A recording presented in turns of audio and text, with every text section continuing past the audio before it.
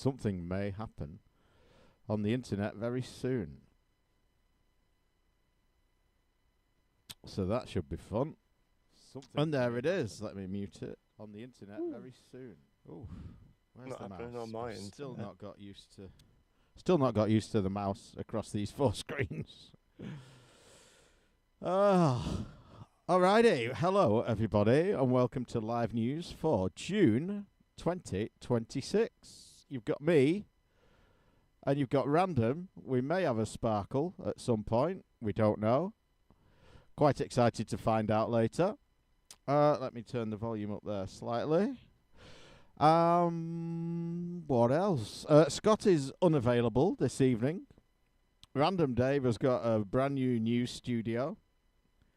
Slightly out of scale with a little desk. It's either a big random or a little desk. Yeah.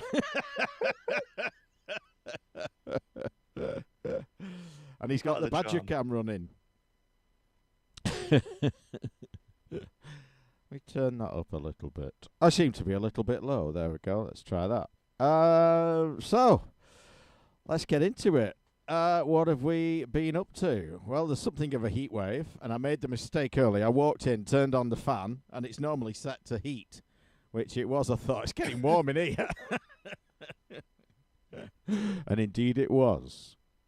So, I missed last month, so what have I been up to? All that time ago. You will have heard or maybe seen a couple of the panels that I did at Zap. That seems like so long ago.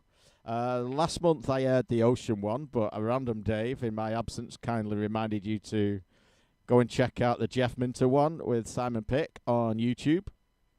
So if you haven't seen that, you will have heard it already in the show. Just a great event, fantastic event. One of the great events, I think, ever, to be fair. It's great venue, new venue, only one day, but a fun-filled day. We're still there Friday, Saturday all day, and then left on the Sunday morning. So, did the Ocean event on the Friday night. So it almost felt like a 2-day event, but yeah, really good event. Looking forward to Crash in October. What else have I been up to? I bought a new MacBook Air, an M5. Yeah. So I had an M1 before, and before that I had an Intel one, a MacBook Air Intel, and the jump from Intel to M1 was amazing. Speed-wise and battery life-wise, it was fantastic. Battery life on the last one was about 12 hours, and it did actually do that. Speed-wise and battery-wise, jumping from the M1 to the M5 was less than I expected. I mean, it is, you can tell it's slightly faster, but then the OS, it's a newer OS, it's slightly more bulky or whatever. It's just doing more stuff. So the speed wasn't really that noticeable. But the battery life, again, has jumped up. This one is saying 18 hours. Probably won't get to 18, but it will certainly get pretty close. So it's not a purchase I regret. I just thought the performance might be a bigger jump than it was. But, I mean, the last one was fast anyway. So so I did that. What else? Internet stuff. So, have you noticed, Random, and I'm guessing the listeners out there have as well, we go on many and varied websites, and now it seems every website you go to, it says, oh, wait a minute, Cloudflare needs to check that you're a real person. Tick this box. Yep. I'm like, fuck off. Like, literally every website you go on, it's ridiculous. And I think it's just, is it just for DDoS attacks, to prevent DDoS? Yeah, it's just basically, you register your domain with Cloudflare, and then they do bot prevention shit for you. Yeah, it's a fucking nightmare. They've broken the internet. If it wasn't broken already. Well, yeah, I think that's the problem. Yeah, yeah, it kind of got abused, and then this is sort of a solution that's come along, which isn't ideal, but it's a solution. It's not the solution. More internet things. The YouTube algo. We all fall victim to the YouTube algo every now and then, and it seems to be at the moment. My YouTube algo is sending me videos of crocodiles eating each other's feet. nice. I don't see. It's weird. I don't seem to get any particular random shit on mine. And I don't know if that's just because of how I use it, but I just very easily just get my subscriptions that I want. And but I had a fun one last week. Someone had posted something internally at work, which was some AI shit going on in SolidWorks or something. And it was a YouTube thing, and I went on it, and because I'm obviously not signed into my account on my work computer, because that would be daft. Just the amount, like, it was really funny. It was like half of the shit was like, kind of work related stuff. So it's like, oh yeah, people on your IP address are looking at boring fucking shit that's like relevant to their sales and marketing. And then there's just like clearly like this guy's just looked at there's someone there that's just looking at like any video with a thumbnail with big tits on it. And, like, yeah. Nice. But if you do fancy watching some crocodile, and they're always in zoos, like they're feeding them and they throw a chicken in, and then there's that many crocodiles all running to it, they just lose track of what's food, what isn't, and they grab a hold of another croc's foot and then do the death roll and just rip it off. It's fucking mental. Crocodiles are mental. What else did I do? Internet stuff. Sort of internet stuff. I migrated Plex from Windows to Linux, so that was some fun. I've been moving everything sort of slowly. Well, not that slowly, really. A couple of things left.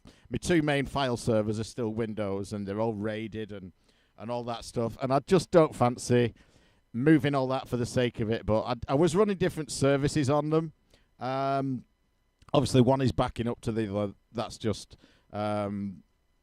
running that, and the other one was running Plex, DHCP, DNS, dynamic DNS, all of that stuff. So I've moved all those services off it.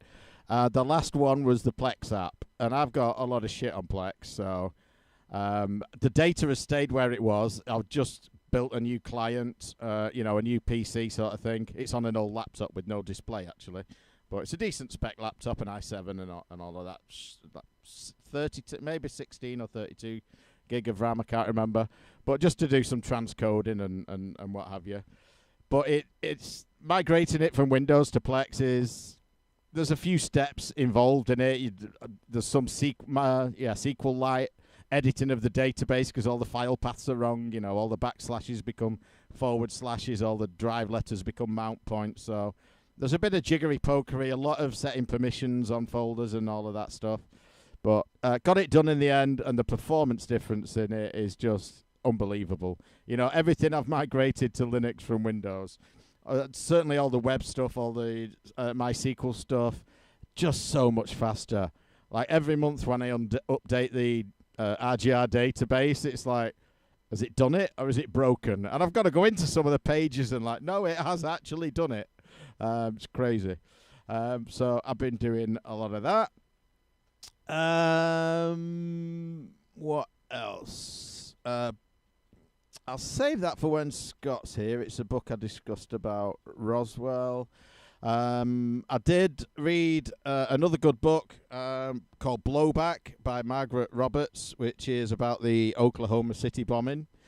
That was interesting, a little bit repetitive, but good read if you're interested in that story and what actually happened. What else? I wanted to give a shout out to Stephen, who we met at Zap. Stephen stuttered, and he showed us a BMC 64. So he was in the main room, and he was showing off some stuff that he had running. The BMC 64, it's a tiny bare metal C64 emulator, which is optimized for Raspberry Pi. And he was showing us games running on it. Uridium on the C64, notoriously sort of jutters rather than smooth scrolling. But he had it running on that thing, and it was just silky smooth. Really interesting stuff he had, and I've forgotten all the detail now. It's been 2 months, but there was quite a bit of stuff. We talking to him on the Friday night as well, I think, and then he showed us on the Saturday. Apologies, Stephen, but I've forgotten the detail of it. It's so long ago, but yeah, really interesting stuff. Just Google it, check out BMC64. You will find it. You can build your own, buy your own, or whatever. Definitely recommend that. What else? Oh, yeah, last month, so I confused people because I submitted about 5 Craigslist ads, and it was stuff I'd found, what I'd done. So we used to do years ago Craigslist ad of the month, if you remember that, and we'd always end with it, and then we started ending with a cheeky George Lutz post. Anyway, I'd bookmarked a load of old Craigslist ad posts, so I just sent them all in at once, but yeah, it was essentially so you could end with one of them, but I mean, I think you did 2 or 3 in the middle or whatever. So that was why they popped up. Just some old saved pages I found as I was migrating data from one place to another. What else? Oh, movies-wise, I watched Over Your Dead Body, which was quite good. It's a husband and wife, and they don't like each other that much, but they go off on a romantic weekend to like a cabin in the woods by the lake, and both of them are secretly planning to kill the other while they're there, and then some other people end up arriving, and it's funny. It gets stupid gory. It starts off and I'm thinking this is going to be a bit of a rom-com, and then some deaths start happening, and I'm like, fuck, I didn't see it going that way, but funny movie. Have you seen it, Random? No, we had it on our list to watch, but we've not got around to it yet. Yeah. It came up sort of mainly because it's the actress from what the fucking hell, the one that Sparkle and I've been watching. I can't remember who it was now. It's the Jason Segel is the actor. I can't remember what her name is. But I can't think what the name of the fucking film is now. Ready or Not. Ready or Not and Ready or Not 2. No, yeah, I know what you mean. Yeah, it's that same. Let's look at it. IMDb. Over Your Dead. Oh, it's definitely What's her name? From that. The actor is Jason Segel. Who is she? Samara Weaving. Is that her? Yeah, that's probably it. Yeah, it is, yeah. Yeah, Blondie. Yes. Yeah, good film. Recommend it. No spoilers then if you plan to watch it, but it just it escalates, shall we say. Yeah, I figured it did just from the sort of description. Yeah. Another movie I started watching, Project Hail Mary. People have been raving about it. I turned it off after 45 minutes. And I think it did well to last that long. I mean, nothing happened. And I know kind of what the story was and where it's going. But it was, I think it's 2 hours 45 or 2.5, something like that. And I just thought, this is awful, slow, nothing happened, just no desire to carry on watching it. So I turned it off. Have you seen that? No, it was on the list, but I mean, with it being so fucking long, anything... It's like if you're a film that's an hour and a half, you easily get sort of put up, no matter what quality you are. It's like, yeah, we can easily just knock that out on like a weekend afternoon and then like start it and then finish it with dinner or something. But then when it's like 2.5, 3 hours, you're just like into the territory of like, this is going to end up being watched over 3 days, and then we're going to like just forget what was going on and fuck it. Yeah. So yeah. One that might fall into that category is one called Undertone. So there's been some buzz around at least 3 movies, probably more recently. I think we may have briefly mentioned them. I can't remember if I left it in the edit. We were talking the other week about these low-budget films and films by YouTubers that are doing better than Hollywood movies at the moment. So there's Backrooms, there's Obsession, and another one was called Undertone. So I watched Undertone. Absolutely fucking awful. It's an hour and a half. Literally nothing happens in the film. But like I'm watching it. I was watching it with my daughter, and she's working on a laptop, and I can't remember what I was doing. I was doing something else at the time, maybe playing some Tomb Raider on the Steam Deck or something. It's like, well, it's just background. Neither of us, are fully focused on it and want to turn it off and put something good on because we're actually doing other stuff. But even as background, it was just fucking awful. Nothing happens. So I'm expecting better things from Obsession and Backrooms, but yeah, don't watch Undertone. It's fucking terrible. But a film that I did watch that was, I think, pretty fantastic, and Random will have no doubt watched this by now, Heart of Neon, the Jeff Minter documentary. I've still not watched Jesus. it. Fucking, and I've not had any time to myself for shit like that. Well, no spoilers. Really no fantastic. spoilers, but Jeff likes sheep. Yeah, and llamas.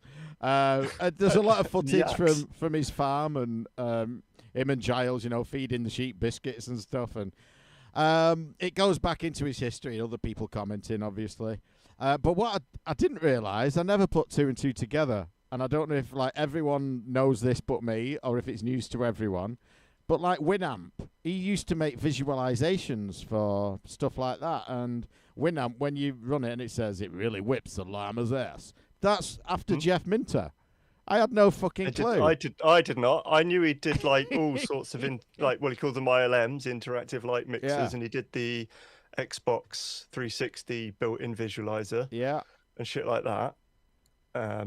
And then did the one for, obviously did Space Giraffe, all that weird shit going on in that. But then he did, I think it was Lumines on the 360. No, it was Space Invaders Extreme. Yeah. I think for 360, he did the background visualizer for that and stuff like that. And there was, of course, the Unity for the GameCube that he was working on, which was basically that, which never came out. But I mean, it doesn't surprise me that he made Winamp visualizers, but I didn't realize the llama thing was a Jeff Minter thing. No, news to me, and news to Random as well. Maybe some of you out there as well. And we've been rewatching a show called This Country. You will have seen that, Random. Just fucking brilliant. Yeah, really enjoying that again.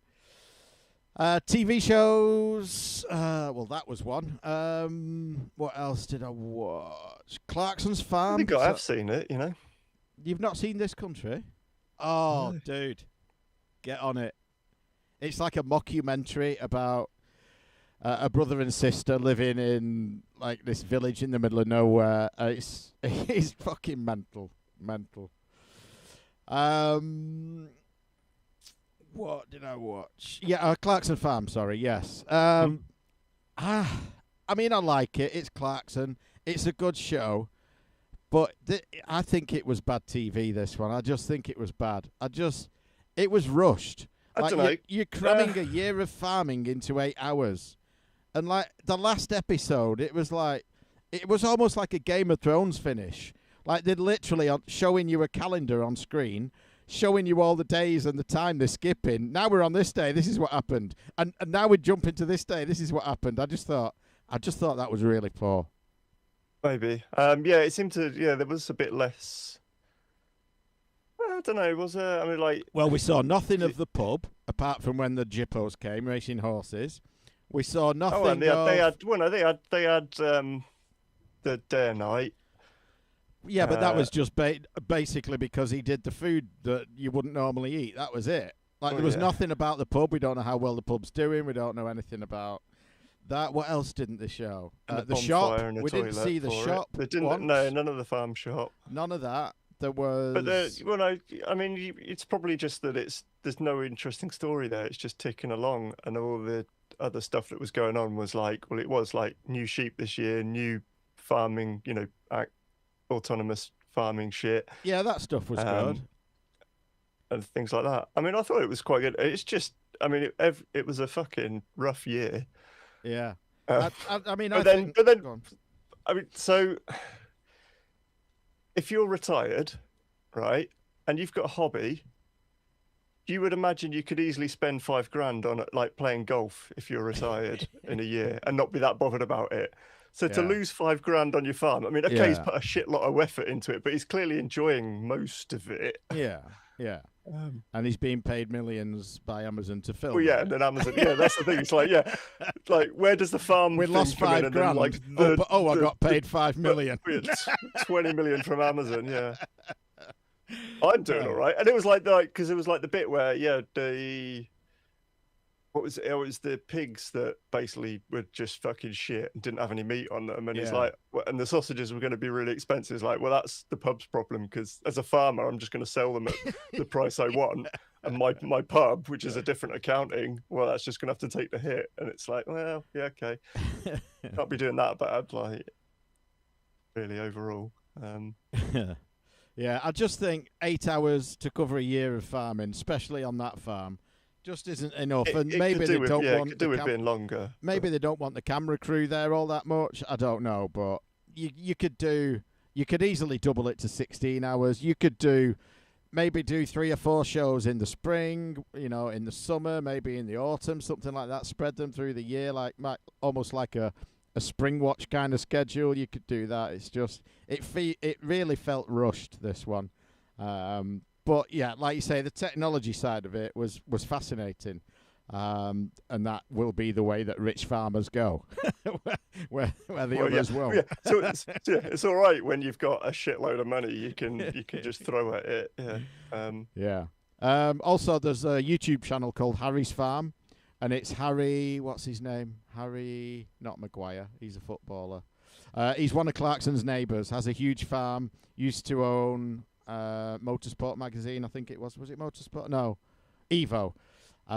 Does lots of car tests on his Harry's Garage channel, but he lives on a farm next to Clarkson. And there's some crossover because Caleb does work for him as well. And so on Harry's Farm, there's been a few crossover videos over recent weeks. So that's a good channel if you want more farming content. Let's bring it back to games then.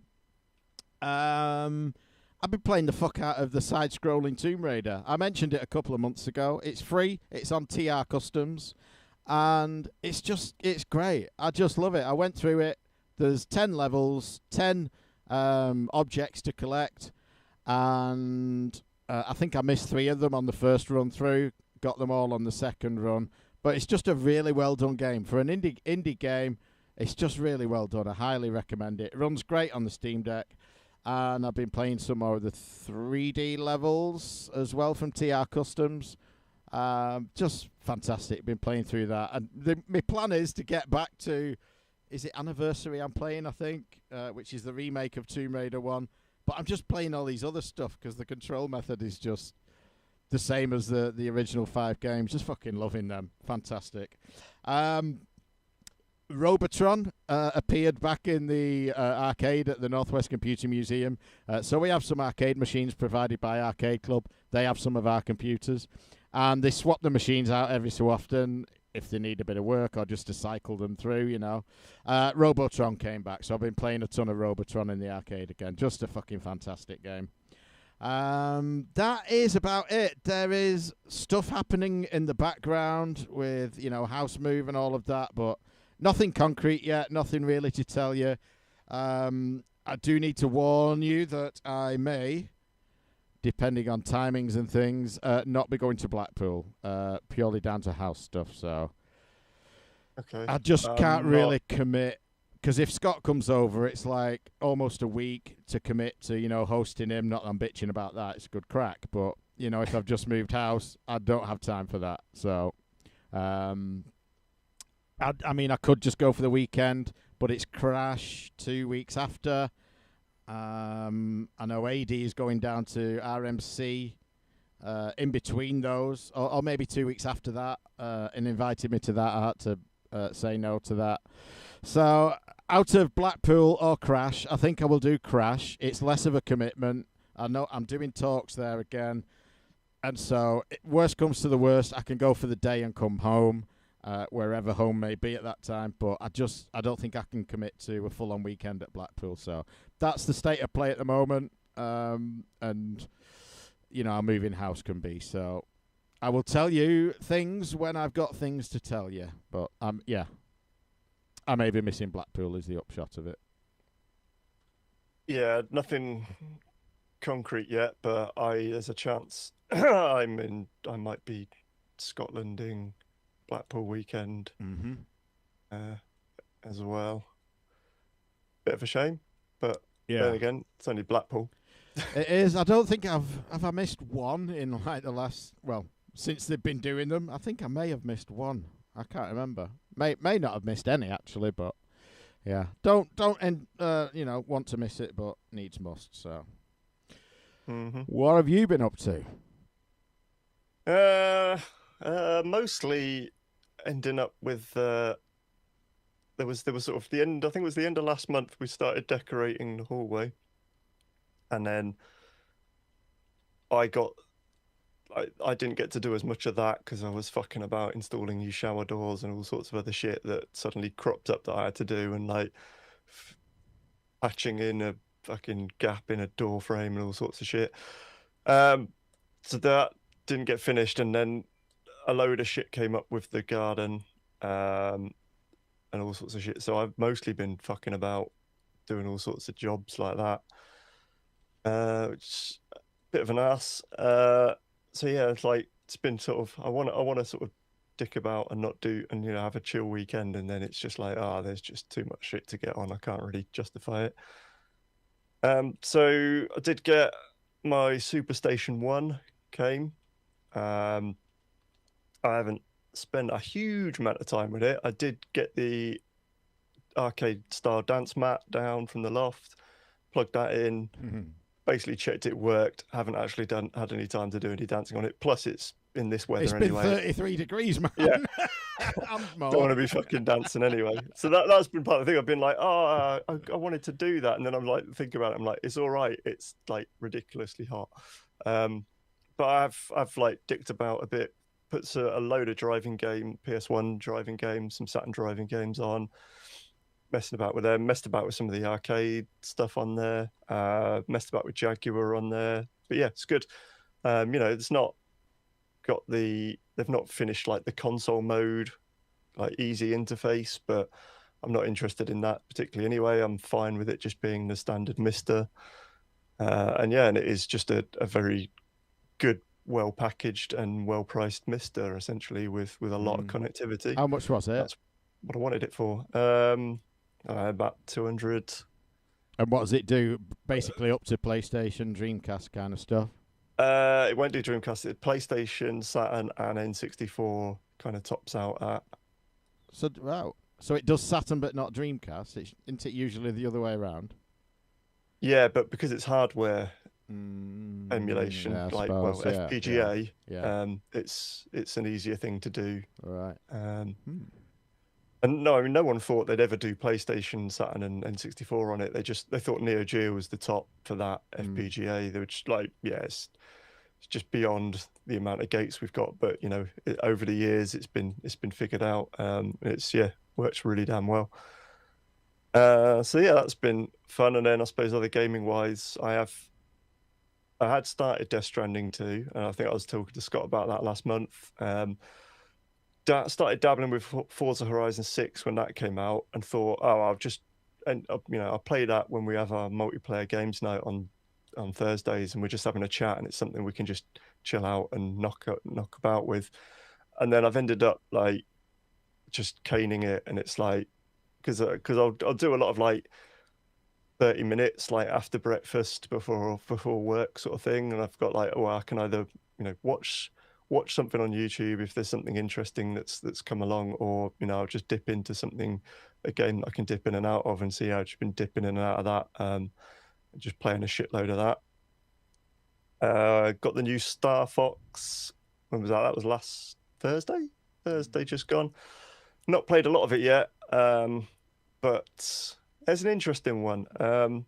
Visually it looks really nice.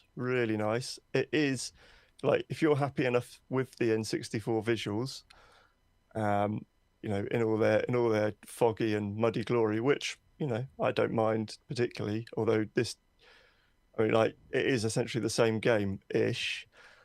This adds a load, like the visuals aren't just like, it's not just sort of dressing, it does add a load of context to the levels. Like you go into the Corneria and, you know, it's meant to be like this city on this planet. And in the original, it's just like, you know, the odd bridge and a few fucking arches that you go through and these blocks that are meant to represent like this city. And it's just more like a field with things strewn along it. Whereas this is like, yeah, there's a lot more density in there, even though it's the same, you know, same sort of level layout. And like the space levels and stuff, they've got loads of depth in the backgrounds and stuff. It's really cool. But it's weird. So the barrel roll doesn't seem to deflect as easily, I don't think. The standard laser doesn't seem as accurate, and I don't know whether this is because you've got such an increase in resolution, the collision detection throws it off. And I've been sort of comparing it to playing it on the, you know, on the Superstation on the N64 core, and like sort of confirmed my thinkings. And I was like, I didn't feel like I was that much of a Star Fox 64 sicko. Like I know the SNES one inside and out, but the N64 one, I always feel like, oh, you know, for how much I've played the SNES, I've not really played this one as much and as familiar. But sort of straight away, I'm like feeling like, oh well, this doesn't feel the same, this doesn't feel right. And like, you know, loads of reviewers are just like, oh yeah, it's just the same, it feels exactly the same, and it's just like if you're playing that and like it's just got a coat of paint on it. And I'm like, there's a load of things that are different here. Like it's not, I'm like, it's just really. But yeah, long and short of it is, unless you are really into Star Fox, probably not worth picking up, maybe. Especially, you know, if you've got the Switch Online expansion pass with the N64 stuff, you can play Star Fox 64 on there anyway. And yeah, I mean, it's worth probably getting in a sale maybe. But and then the other thing was, I was getting quite far through Unicorn Overlord on my handheld play, kind of enjoying that as it sort of started to get quite difficult. But that got on hold. We got sent over codes for a game called Arashi Gaiden, which I thought, looking at it when Mike had forwarded the email, I thought, oh, this looks like a sort of a turn-based sort of strategy grid, like not really RPG, but like it's just like a strategy grid sort of battler, like an Into the Breach or something. But then it's quite pleasantly surprised when it turned out it was like you know, the ice when you get a classic ice dungeon in like a Zelda, and you've got like an ice floor and then some blocks arranged, and you know, as you move forward, you just keep going until you hit a wall or a block, and you've got to figure out what the path is to then get to the items or the door. And it's basically like that, but then with enemies in there and traps. And then, you know, shortly into the first world, you pick up like shurikens, so then you've got a bit of a ranged attack and things like that. And it's surprisingly difficult, I found as well. Like early on, I thought it was difficult just to sort of make sure you're getting there's like star rankings for how well you do it. And I thought, oh, getting the 3 stars, that's the difficult part. But otherwise, it's just kind of like pretty rote. But then at points, it's been like, oh no, actually, I have no idea how to approach this, how I'm supposed to do this. So yeah, it's quite good. So yeah, that was games really. Other than board games, we found a copy of Jaipur for £4 in a charity shop. I don't know if you played that. I have. Before. I love it. Very good. I was going to say, if you hadn't, it'd be worth printing out. And if you do print it, print 2 copies so you can do more than 2 players. I have actually. So I bought 2 copies. I bought an original one off Amazon. I think it's about, I don't know, 18 quid, something like that. And then I was on AliExpress once, and there was one there for $1.99 or something. So I bought that. I thought, this is not going to be anything like. Yeah. It was actually really good. The only difference being the counters don't feel as good, and they're all printed off center. So I did actually 3D print a set of the counters. All right. Yeah. So yeah, I've got a couple of copies of it. Yeah, it's a fucking fantastic game. I really like it. Only 2 players though, which that's might the be only a sort downside of for some. Yeah, but like I say, yeah, it sounds like people have like, you know, mixed 2 together. You take 1 resource card out of each group or something, and 1 camel out, and then you can sort of get away with playing it like that. Movie wise, watched a bunch of can't remember how, but we ended up. I think it was maybe just they just cropped up on Netflix as we were browsing through some Jason Statham stuff that we hadn't seen, so we went through a few of them. Uh, I mean, like mostly like you read the descriptions and everyone is like he's a man who's like moved somewhere to live on his own has to then face something and like from his past and like his bad shit Confront goes. But his demons. yeah, there's one where it moved to live on a lighthouse, and that was quite good. I like that one. I remember Cillian Murphy doing an interview once. I think it was for the role in Peaky Blinders, because Jason Statham went for the role of Tommy in there. And as he was leaving his audition, Cillian Murphy said to them, "Oh, and by the way, don't forget, I'm an actor."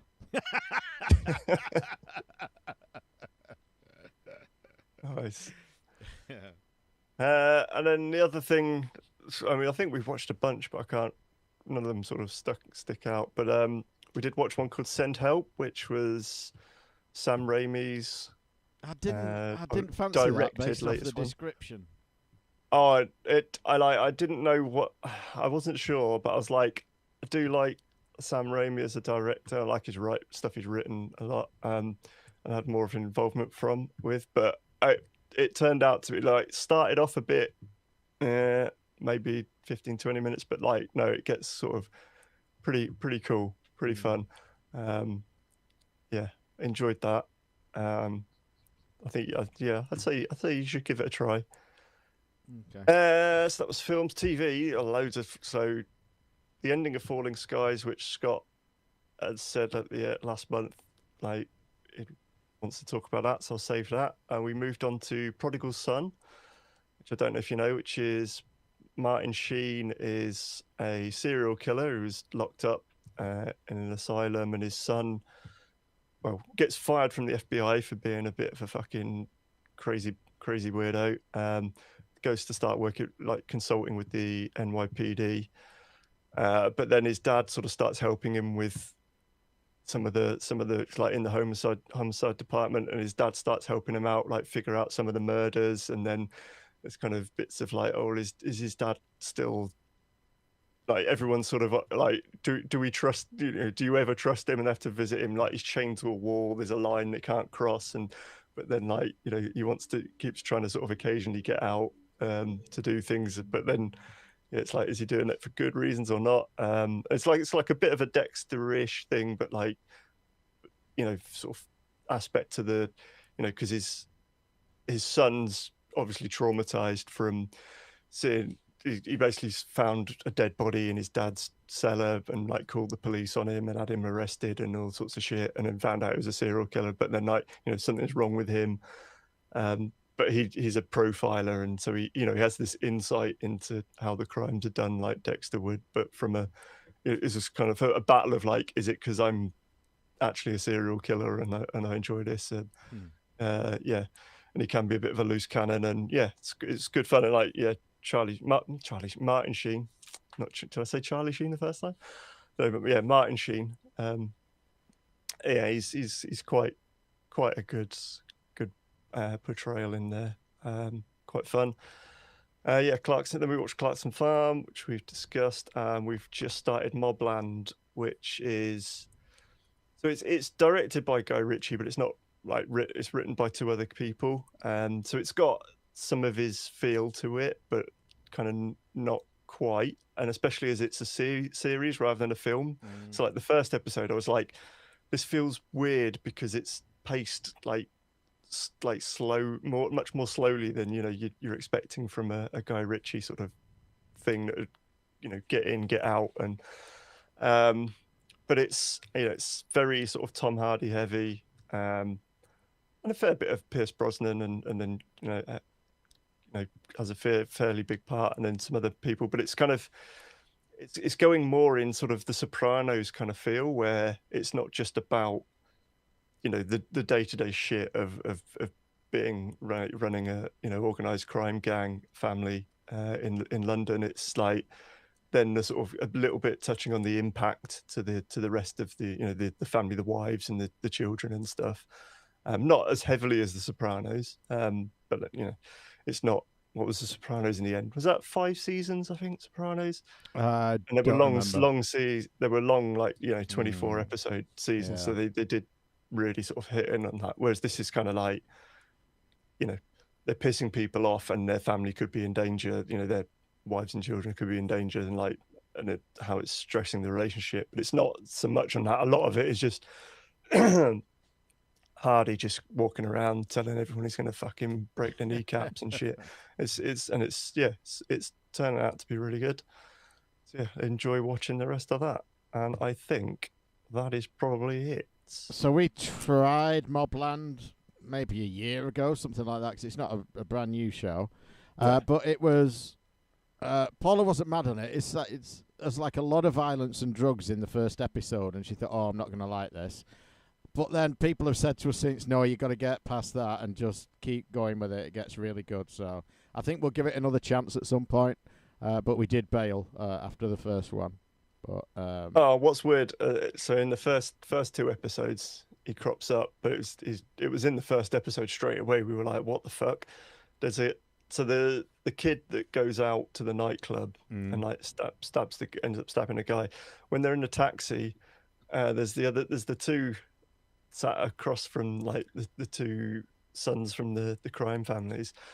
One of them sounds exactly like Jack Whitehall, and his character is called Jack. And it was just like, what's going on? And it was just really weird. So I think I was eating, so I was kind of like not fully looking at the telly, and like heard the voice. And I was like, what's he doing in it? And like, wait, it's not in it. What's going on? Like, yeah, very, very weird. We did watch The Sheep Detectives. That was quite good. It's on the list. Yeah, I enjoyed it. We'll watch it again, maybe with the grandkids or something.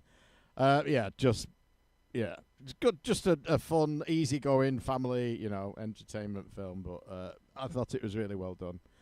So yeah, I will watch that again.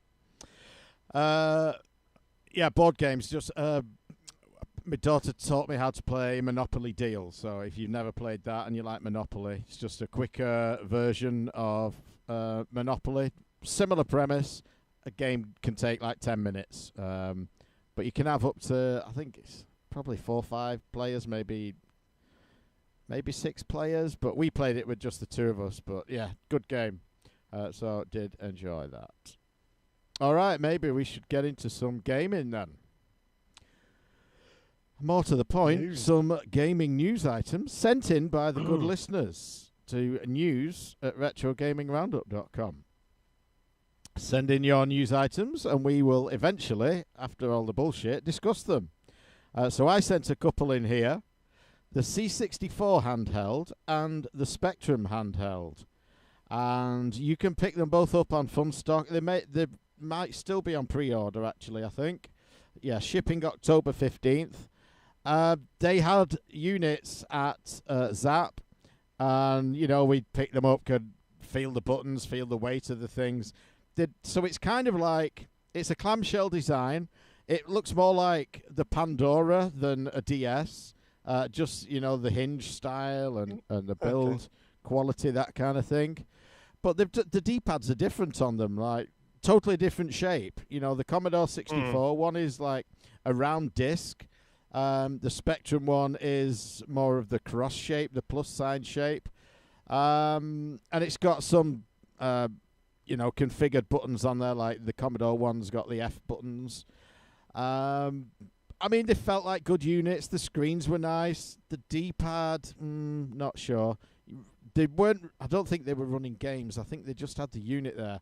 So you really need to, see how responsive they are in games. See how easy it is to hit a diagonal when you don't need to, with a D-pad that might not be the best. So have to reserve judgment on them. Say that again. Is it a 16:9 screen on it? I think it is. It's. It looks like it. Yeah. That's a choice. Yeah. Does it say on the actual blurb? I don't think it does. You could get an RG35XX, the the clamshell the SP Ambonix, one of those. Well, yeah, there's a couple, and then they'd have 4x3 screens on them. Yeah. You'd not have the F buttons, but you could probably map them to the shoulders and things like that. Yeah. That feels like a better use of £100. And but... I mean, the game list on them. I mean, these things always have a few turds thrown in with a couple of gems. I think the Spectrum list is probably better than the Commodore list. Does it say what they are on here? Games included, yeah. So on the C64, A Pig's Quest, Sam's Journey, Nebulous, Boulder Dash, Speedball 2, Paradroid, Hunter's Moon Remastered, Knight and Grail, Aztec Challenge, Crackout, Druid, Encounter, Galencia, Ice Guys, It's Magic 2. When was the last one I read out that you recognise? Lee, Metal Warrior Ultra, Million Molly, Planet Golf, Shadow Switcher, Spherical, Squish'em, Steel Ranger, X Out, and Yeti Mountain. I mean, there's like 5 in there. How many of those are on our top 10 C64 games? Yeah, that is a pretty poor list. I mean, there's some great ones, some great sounding ones, but pretty poor list. The Spectrum games, Head Over Heels, Manic Miner, School Days, Tiny Dungeons, Archon, The Great Escape, Bounder, Switchblade, Nightmare Rally, Movie, Avenger The Way of the Tiger 2, Bugaboo the Flea, Devil 2, Hammer Fist, Hammer Knight, Penguin Attack, Sinclair City, Shovel Adventure, Snake Escape, Soccer Kid Adventure, Splat, Tourmaline, Where Time Stood Still, Synapse, and Starquake. Now, there is some good games all the way through that list. Some that I don't know, but there are some crackers in there. I just think the Commodore list is a really poor mix. Now, you can probably put your own on. I'm sure there's an SD slot in it. It's got a USB slot on the back, sorry, so you can probably put a USB drive in it. It looks like there might be it's like an SD card slot. Yeah. Yeah, micro SD on one of the pictures, yeah. So you can no doubt run your own games on them, but the list that comes with them is quite poor. But yeah, you have to reserve judgment on the D-pad. It didn't feel the best, but you really need to feel it in game, I think. Wow. I sent one in, which was, I'd said, it's a video game movie for Mike. This was the news that there is, yes, whatever, I've got an ad blocker, fuck off. Broken Sword movie. Yeah. From the writer, or screenwriter even, of the live action Beauty and the Beast. So yeah, that could be interesting, because it's like, yes, there's a story in Mario that you could then turn into a film or whatever, but then, a point and click adventure game, especially one sort of, based on mystery and crime and thrillers and things like that, there's actual legit genuine story there, which whether you're gonna, the question is, are they just gonna retell the same story as the first game, or is it just going to be sort of inspired by set in that universe sort of thing? Yeah, could be interesting. Yeah, it does look interesting. And yes, disable your ad blocker, sure. Oh, which reminds me, so I used to run Pi-hole a few years ago. Went away from it. I can't remember why, but I did. Reinstalled it again recently. It's come on leaps and bounds since I last used it. So yes, I've rebuilt a Pi-hole. Yep, got my 2 Pi-holes. Why 2? Just one's a very old Raspberry Pi 01 that would occasionally break, and if your DNS, if your DNS server on your network breaks, you're fucked. So it's basically redundancy. Yeah, I've got it running on a Pi 2. I did have it on a Pi 4. And I'm watching the resources, and it's just like, it's not even registered. I'm thinking, this is a waste of a Pi 4. I've got 3 Pi 2s doing nothing. So I've put it on a Pi 2 now. I used to run it on my old CCTV server, which was CentOS. That used to be my backup. But I'd sort of decommissioned that. And then, I just picked up a cheap Pi 02, which aren't cheap anymore. Fucking hell, No. that was so like people at work. The long-term interns, they've been doing something called the Smarter Testing Project, which it's been like a 2.5 years worth of interns. Like, we've cycled through. They only get 12-month contracts, so there's been 2.5 sets of them doing it.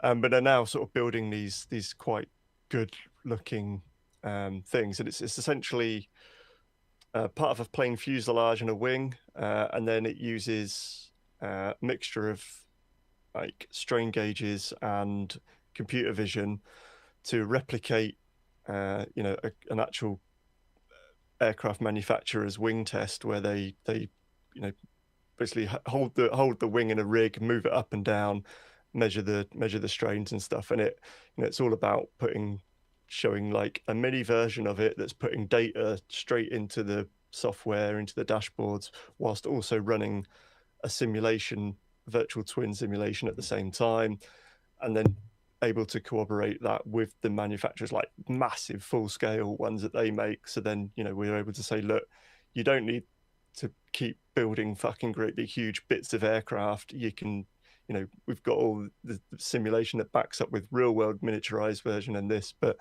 so they're using the 3D printing a lot, and they each one's powered by Raspberry Pi. And to build one of these rigs, like all in total, used to be about 350 quid worth of outlay for all the electronics and stuff, and now it's pretty much 350 quid just for the Raspberry Pi in it. It's just like fuck, it's just nuts. Yeah. So that MacBook I mentioned that I bought, the M5 Air, it was 1,099 with 16 gig of RAM. It's a terabyte drive, 16 gig of RAM. If I wanted 32 gig of RAM, which I did, it went up to 1,500, and I thought, I don't need that 16 gig of RAM that much. I'm not paying 500 quid for it. It's just fucking ridiculous. That's what was weird about when I bought mine. It used to be that, because the M1 Air, do they start at 8? The M1, yes. Yeah, they were 8 gig and 256 or something, terabyte and gigabytes. I wanted more memory, and by the time I put like 16 gig in it, I was like very close to the price of like the MacBook Pro, and then all the other benefits the MacBook Pro had, sort of, that I wanted, but I kind of couldn't justify before. I was like, well, actually, if I'm buying the RAM, I get more RAM and then more storage and then all this, and it's not actually that much difference once I've kitted out a MacBook Air as I need.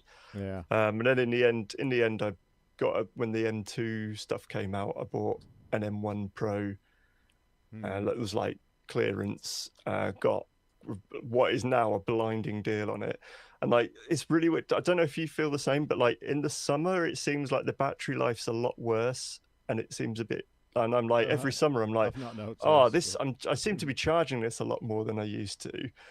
And so I keep thinking, what's the battery health? I best check if it needs replacing. And then it's like, the battery health's 98%. And it's like, well, okay, this is weird. But yeah, so I'm like constantly like, well, maybe I should do it, like get an upgrade, because, I'll get the speed benefits. But because I bought the Pro, it's not the Pro Max, but it's the top end of then the M1 Pro chip. It's just like, well, yeah.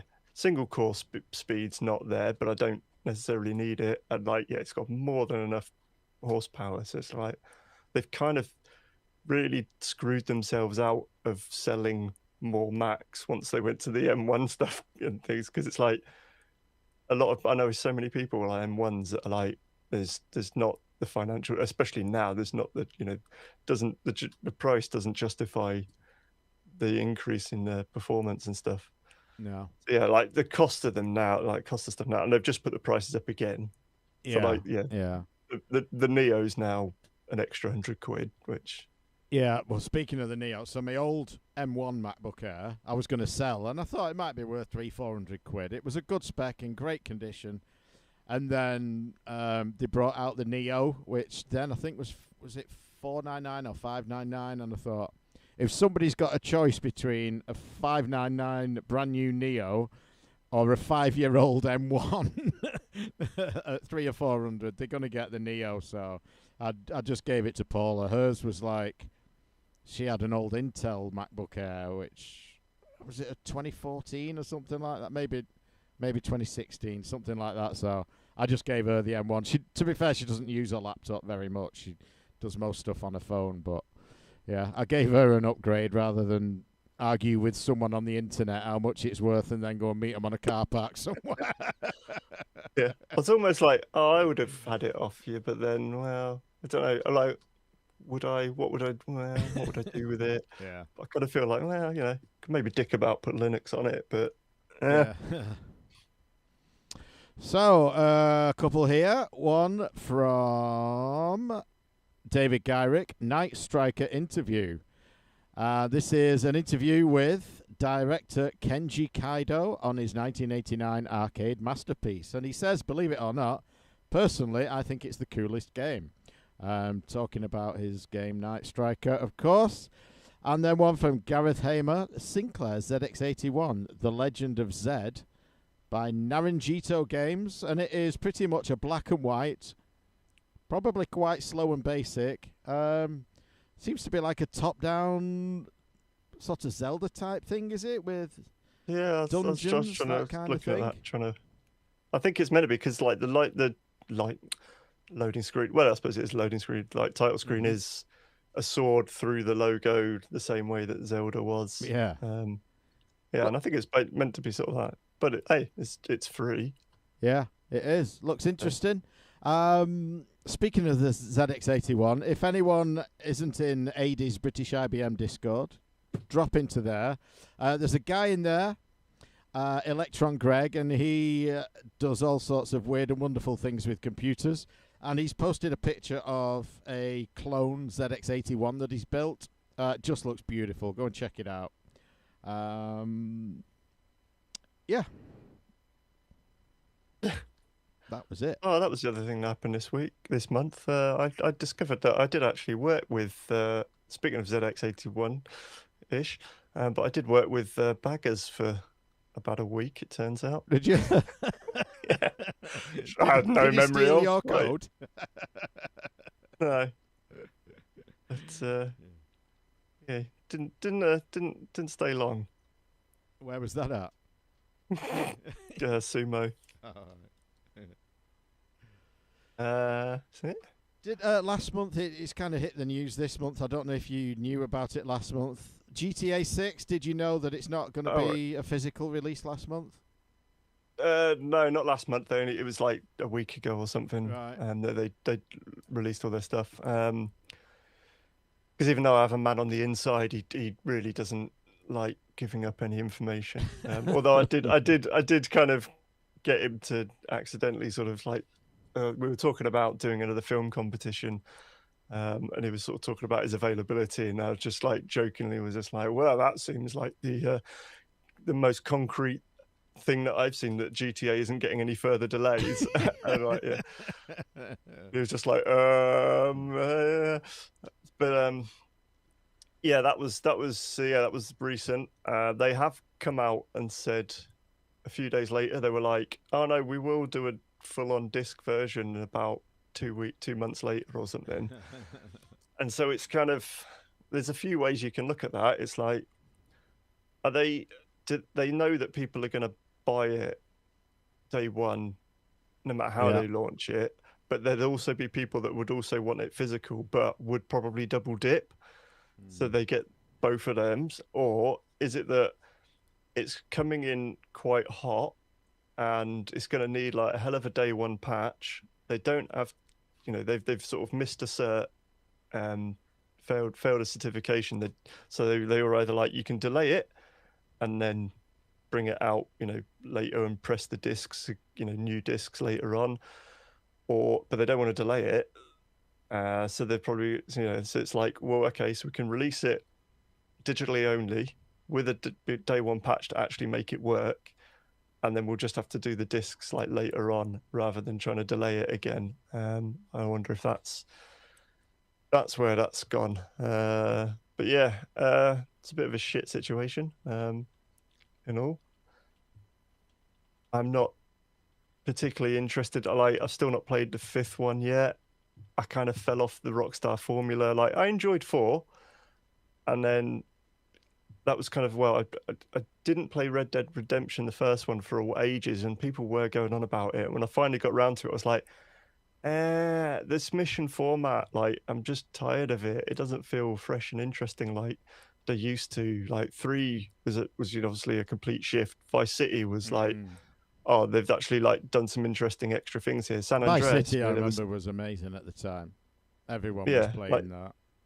San Andreas, there was like, it was, some of the shooting and stuff was sort of getting a bit rote in some of the missions, but like there was so much extra stuff in there that was kind of, you kind of went, all right, yeah, fair enough.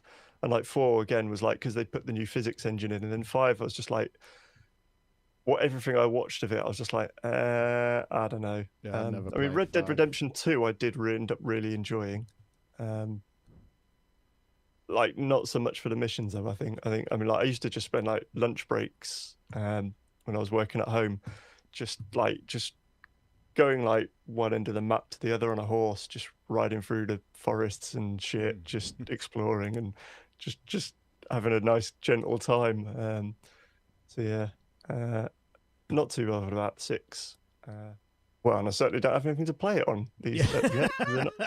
They're not doing a PC version. That might be a barrier to entry. So, yeah. And I'm certainly, well, no, tell a lie. I've got a Series S, Xbox Series S, so I suppose I could play it on that. But so yeah, that's more news on the console side. So like, Sony had put the prices up last month, I think, or the month before. And then Xbox, who are just, I don't think they know what they dying. They have an idea of what they are going to try and do to like stem the tide, but the fact they've had to put their prices up as well ain't going to help, because it's just starting to get to the point where none of this stuff's worth it. Well, speaking of that, I mean, obviously prices have to go up because it's reflecting the current cost of the hardware. Until the AI bubble bursts, which it will, prices are going in the wrong direction.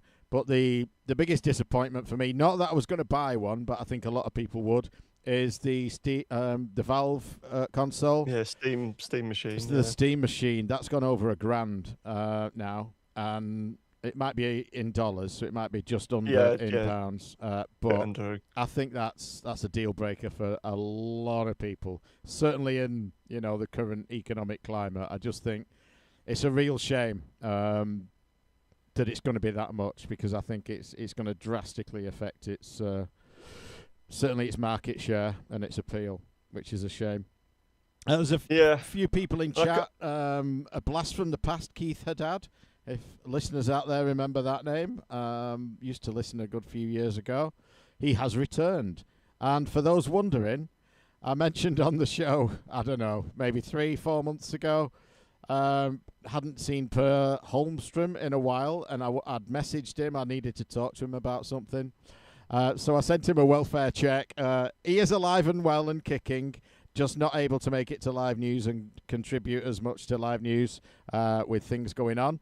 But he did mention that he was listening in the car live to Retro Camera Roundup at one point. Do you remember discussing cameras? I think it was last month when I was missing. You were going deep into cameras and camera technology. Speaking of cameras, so Random Dave, if you're not watching live news, has got. I am watching live news. You are, so am I. Anyone else out there who isn't should be, because we've got the Badger Cam on, and I looked at that link you sent me for the camera random. Am I right in thinking it doesn't join your Wi-Fi? It has its own Wi-Fi, and you've got to connect. It's got its own Wi-Fi, yeah. Because I'd really want one that does join your Wi-Fi. Right. Okay. So this is where. Well, actually no. Have you tried making it join your Wi-Fi?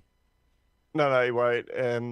It depends what you're doing. So what I want to do is, I was thinking I want a solar-powered Wi-Fi one that can talk to the Wi-Fi and reach the Wi-Fi that's on the shed, and with the solar panel, like power and the battery, like sort of do it. But They, well, there are some that will do continuous feed, solar powered ones, but they're like, because it drops to like 2 frames per second when it's Yeah. not detected anything, and then it flips up to like 20 or whatever its full rate is. But they're quite expensive, and I'm not really prepared to sort of potentially sort of do this on a whim. You can get them that aren't that are much cheaper. That like not solar stuff. That's Wi-Fi. Couldn't decide whether they would come into my CCTV software easily, but I don't know whether that's particularly a problem. I mean, it might be nice because I can auto detect like different species of animals and shit. But they basically they don't record until the IR picks up some movement and then it turns the camera on. Right. So then you can't. They're really difficult. I mean, they definitely don't work with like my CCTV stuff because the fact the camera's always on and off, on and off. There's some that do that you can buy a hub, and then the hub gives a continuous RTSP feed. Yeah. But all these cameras, and so it just kind of like blends it in. But then the hub's like 250 quid, so it's like, well, that's out. So yeah, I'm now thinking I'm just gonna, because I've got the PoE extenders in the shed as well, and I've got plenty of PoE capacity from the shed. I might just run like 150 meters of cable because I've got like 600 meters left or something of outdoor cable. Just run that through the woods and then just put like all my normal CCTV cameras, which are just PoE, like with infrared night vision, and just like it's not going to do any detection, but for me, I can like have a wildlife live stream or something and just string a load of cameras up in the woods. So this is what I built. Let me switch the camera. This monstrosity. There you go. So you've got simple 5-port hub, power brick for PoE for the camera. I'm going the wrong way there. Camera, Raspberry Pi running Motion Pi OS, and then just power and shit down there. Mm-hmm. But I've decided that camera is shit. So I need a better camera. I bought this camera. Oh God. I bet I bought it about 10 years ago when I moved out of the flat with Neil, just to mess about with it. And it was before the days, really, of people doing, what they call the Amazon doorbell cams and indoor cams and all that. It was before that. So I just bought it to mess about with. And I've not used it for ages. It's been in a box, and it's just a pretty bad camera. So I don't know whether to just upgrade that to a better camera, because this thing, obviously it's got a power strip on. I just plugged that into power. It's got the network hub. I just put a feed into that from the main network, and it's an infrared camera, so it will pick up, wildlife. And Motion Eye OS does support motion detection and all of that. And it will do snapshots, and it will do videos when it detects motion, everything. And you can do a live stream, you can do a live snapshot view and all of that. So the software's good. It's just, I think the camera is pretty shit. It's running on a Pi 4, but yeah, I don't think the camera's up to much. Plus, it's 10 years old and has been sat in a box and probably bumped about and stuff. So I made... speaking of Pi stuff, so when I was brainstorming about potential wildlife live stream stuff, like a river stream, when we were, I was gonna say years ago, it was about a year ago when we were buying the place. I was trying to look at like what I'd do about audio, and it seemed like the only cost-effective, sensible, like vaguely sensible solution was not to buy like any sort of PoE microphone specific, suited to the job. Was just to actually just run a Pi 1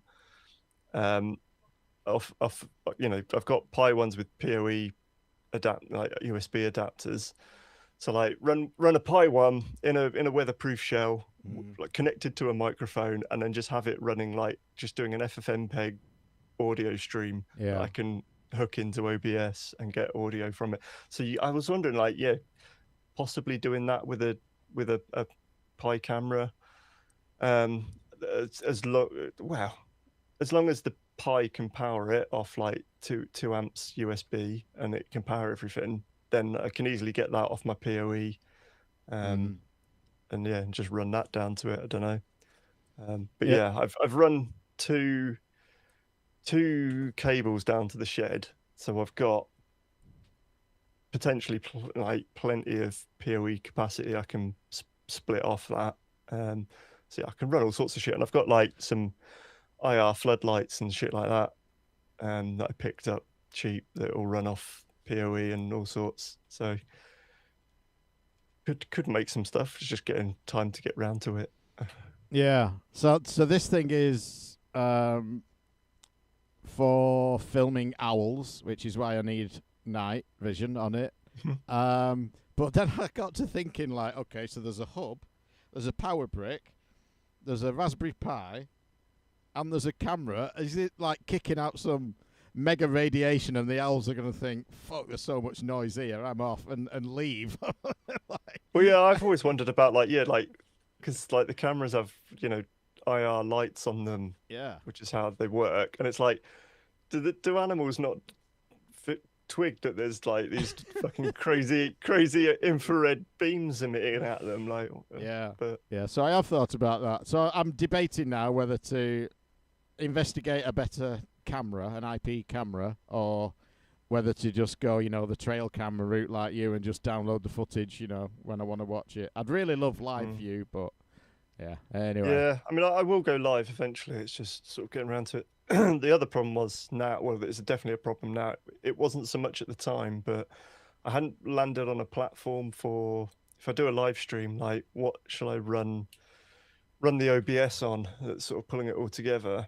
And I was like, I'm just going to get one of those like cheap 120 quid Intel N95 or like boxes, just get one of them, run Linux on it or something and things like that. But then now you can't get them for shit, can you? Because fucking AI bollocks. So it's like, what was a 120 quid small little box that you can easily put in a network rack is now stupid money. Yeah.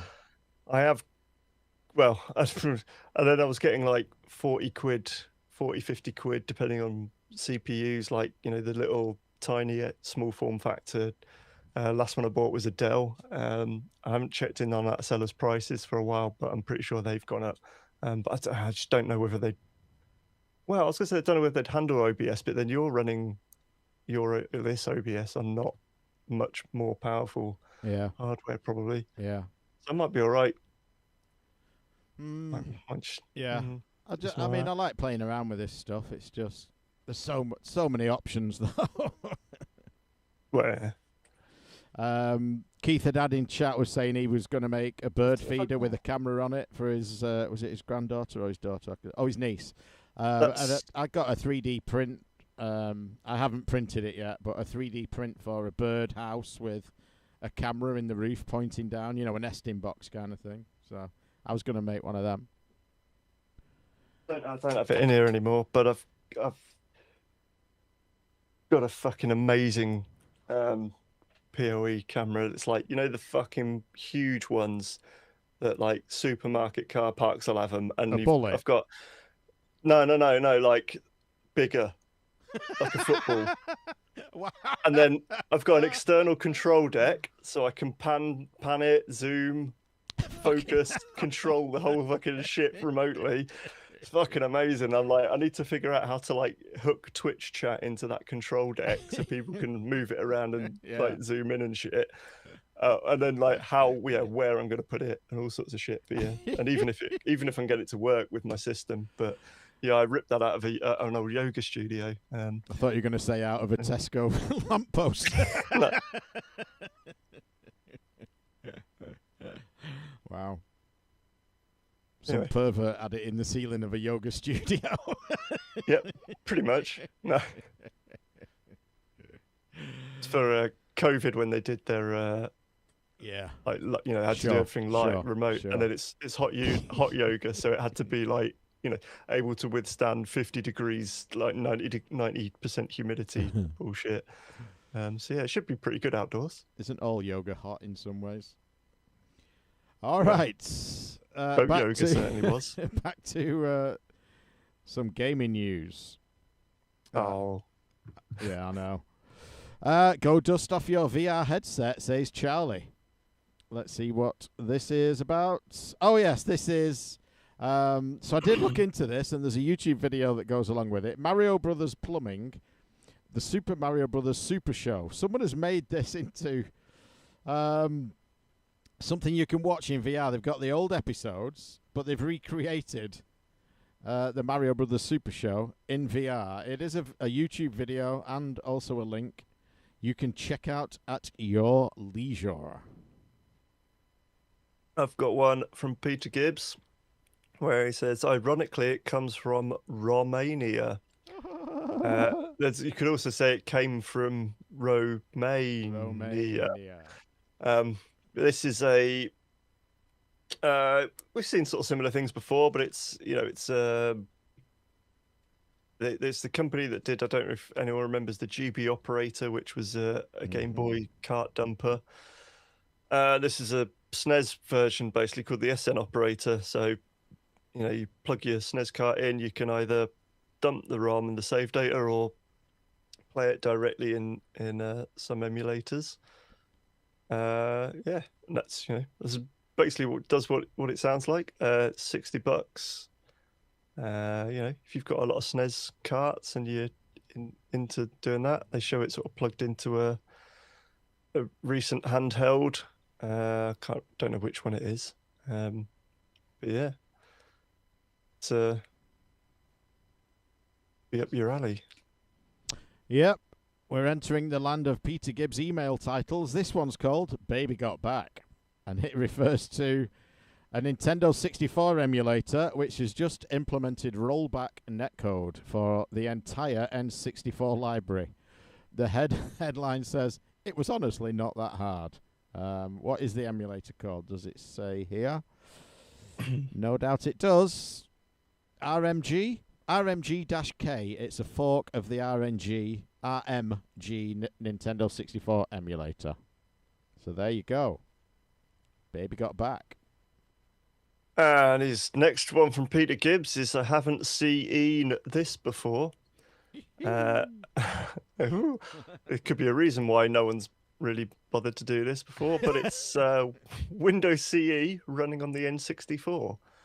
Kind of works because it's a MIPS CPU, and a lot of the Pocket PCs and stuff were using MIPS back then because it was a low power but reasonably performant architecture that was quite popular before ARM took over the entire sort of mobile and handheld world, but now mostly just trying to take over the world. Not sure of the particular utility of this, but interesting nonetheless, I guess, as an achievement. Yep. One here from Gareth Hamer. Fafling optimizes Saturn Doom even more. So this is a homebrew developer called Fafling, and he's got an optimization patch for Doom on the Saturn, which improves its performance. And then we are returning to Peter Gibbs titles, perplexing. And he's referring to Plex announcing borderline offensive lifetime pass price hike. And they certainly have. So Plex, I bought a lifetime pass for it. They used to put them on offer. I think they used to be like $139, and then they'd put them on offer every so often for $79. And I shied away from it for a long time. And then, I got more stuff on there. The family wanted to ditch their Netflix and then jump on Plex, and so more people using it. So I think in the end I paid like $69 for a lifetime pass. We'll see how long a lifetime pass lasts. But it did say here what the price went to. $750. It's fucking silly. $750 for a lifetime pass. That, I think, is a little too much. The other thing they did, which annoyed me, and I did, so when I was migrating Plex, I did hit some barriers, and I thought, should I just ditch Plex? It's really annoying me now, trying to get it to run. Should I go to Jellyfin or, MB or one of the many others? But I thought, no, I've invested money in Plex. It's great. Everyone has it on the TVs, on, the phones or whatever in the family. So I thought, no, I'm going to stick with it. I did get it running, and I thought, what was I going to say? I've lost track of what I was going to say. What was I going to say? Oh, yes. So they split the apps. You used to have like one Plex app, and you could watch movies and TV in it, listen to music, or browse photos. And then they split them all off. And that pissed me off. But they are bringing them all back into one app. A lot of the community have said this is terrible. Bring it all back under one app. We want one app. So they are doing that. It's on the roadmap. They will be doing it. So I recommend a lifetime pass, but I don't recommend paying $750 for it. I'll stick with my Jellyfin. Yeah. Thanks. Yeah. So what do you use as a client for that? Do you just use a web browser, or do they have an app? So my TV downstairs is Android, or Google TV as it is now, I guess. There's a Jellyfin app for that. The upstairs TV is also an old Android TV. The Fire Stick that we were using upstairs, which is now in the yoga room. That's got an app for it. Right. So yeah, I mean, sounds like the in-laws haven't been able to find an app for their TV. I don't know what OS it's running. But there's like I think on iOS there's not an app, but there's something, I think it's like SwiftFin maybe, or something, that's what everyone uses. So there's because it's open source, people have just been able to make clients. It just comes down to putting the effort in. So yeah, I don't know what Sparkle's got access to my Jellyfin. I don't know what he uses, whether he just does it for a browser or what. Because you could always, AirPlay from a Mac browser. You can cast a like tab that in Chrome or whatever. But going back to Doom, and there was patches for the Saturn Doom. Modern Vintage Gamer did a video about how Doom basically is kind of impossible to run on a Neo Geo, which you'd think would, a fucking pregnancy test can run Doom. Why not a Neo Geo? But it's just not designed. The hardware is just not set up for it, and it just makes it awkward. And he does kind of get a rudimentary Doom running. There was then a follow-up that I didn't send in, but like a couple of weeks later, the community, he'd put all his stuff on GitHub, and the community had poked around a bit, and they've kind of got, it's still not looking great, but they're sort of making progress and getting there. So if you're interested in finding out why the Neo Geo, which you'd think would piss all over Doom, but it can't, check out Modern Vintage Gamers videos on that. Very interesting. Yeah, here is one on Hackaday. It was sent in by Peter O'Brien. 3DO Blaster Card Restoration. This was an interesting one. So it's a video by the RMC. The Retro Collective, as they're rebranded now. And he has a Packard Bell computer and a 3DO Blaster card. So it's a graphics card, but it's basically also a 3DO. And so he gets 3DO games running on the old PC. So yeah, just goes into the troubleshooting and the repairing parts of the circuit and the chips, etc. Really interesting, how this was a thing for a while, the Mega PC, which was a computer and a Mega Drive, and then I'd forgotten all about this one, the 3DO Blaster card that turns your computer into a 3DO. It was a thing for a while. It was. I mean, I guess why not? This hardware was open to anyone to make it. It's an interesting idea to, make a gaming PC, gaming capable PC. But what you posted today that we've not done a 3DO top 10. I have got a list of systems we've not done. What reminded you of that? I was just thinking of setting up. I was starting to think, what 3DO games should I put on the Superstation? Yeah. And go through. And then I was like, wait a minute, I don't think we've done a top 10, so I can't sort of borrow that. So like, yeah, I was like, oh, great. So shall I just put, well, yeah, I was like, shall I just put the whole library on? And then it's like, no, because I'm not going to play through every fucking game just to find out if there's some good stuff. So it'd be more like look around, play a bit. We come up with our 12, then definitely play them in, a fair bit to figure out, because there's stuff there that none of us will have played, so it's Yeah, gonna there be is, and difficult to there is do some without. crossover with other consoles. Obviously, Alone in Oh, the Dark, yeah. BC Racers, FIFA. Doom, Dragon's Lair, D, Crash and Burn. Just reading through the list now, trying to pick out sort of Street Fighter, flashbacks on there. Gex. Mad Dog McCree. Yeah, Mad Dog's on it. I think I've got one here, Battle Pinball, a Japanese game. I think that's pretty good from what I remember. Return Fire, Rise of the Robots. I think that's a version of Rise of the Robots I played the most, the 3DO one. It's probably the most competent one. Yeah, I it can imagine. Yeah. Still a shit game. Syndicate's on there. Super Wing Commander. Star Wars Rebel Assault. Starblade. That might be a good one, actually, if that's the same game as the arcade. If it's an arcade port, that's a decent game. Fucking hell. Didn't realise that was on there. What was the one I was thinking? Star Control is the one that I was thinking of. That's Star that everyone loves on the 3DO. Killing Time. Yeah. Yeah. We shall have to do a top 10. Maybe. But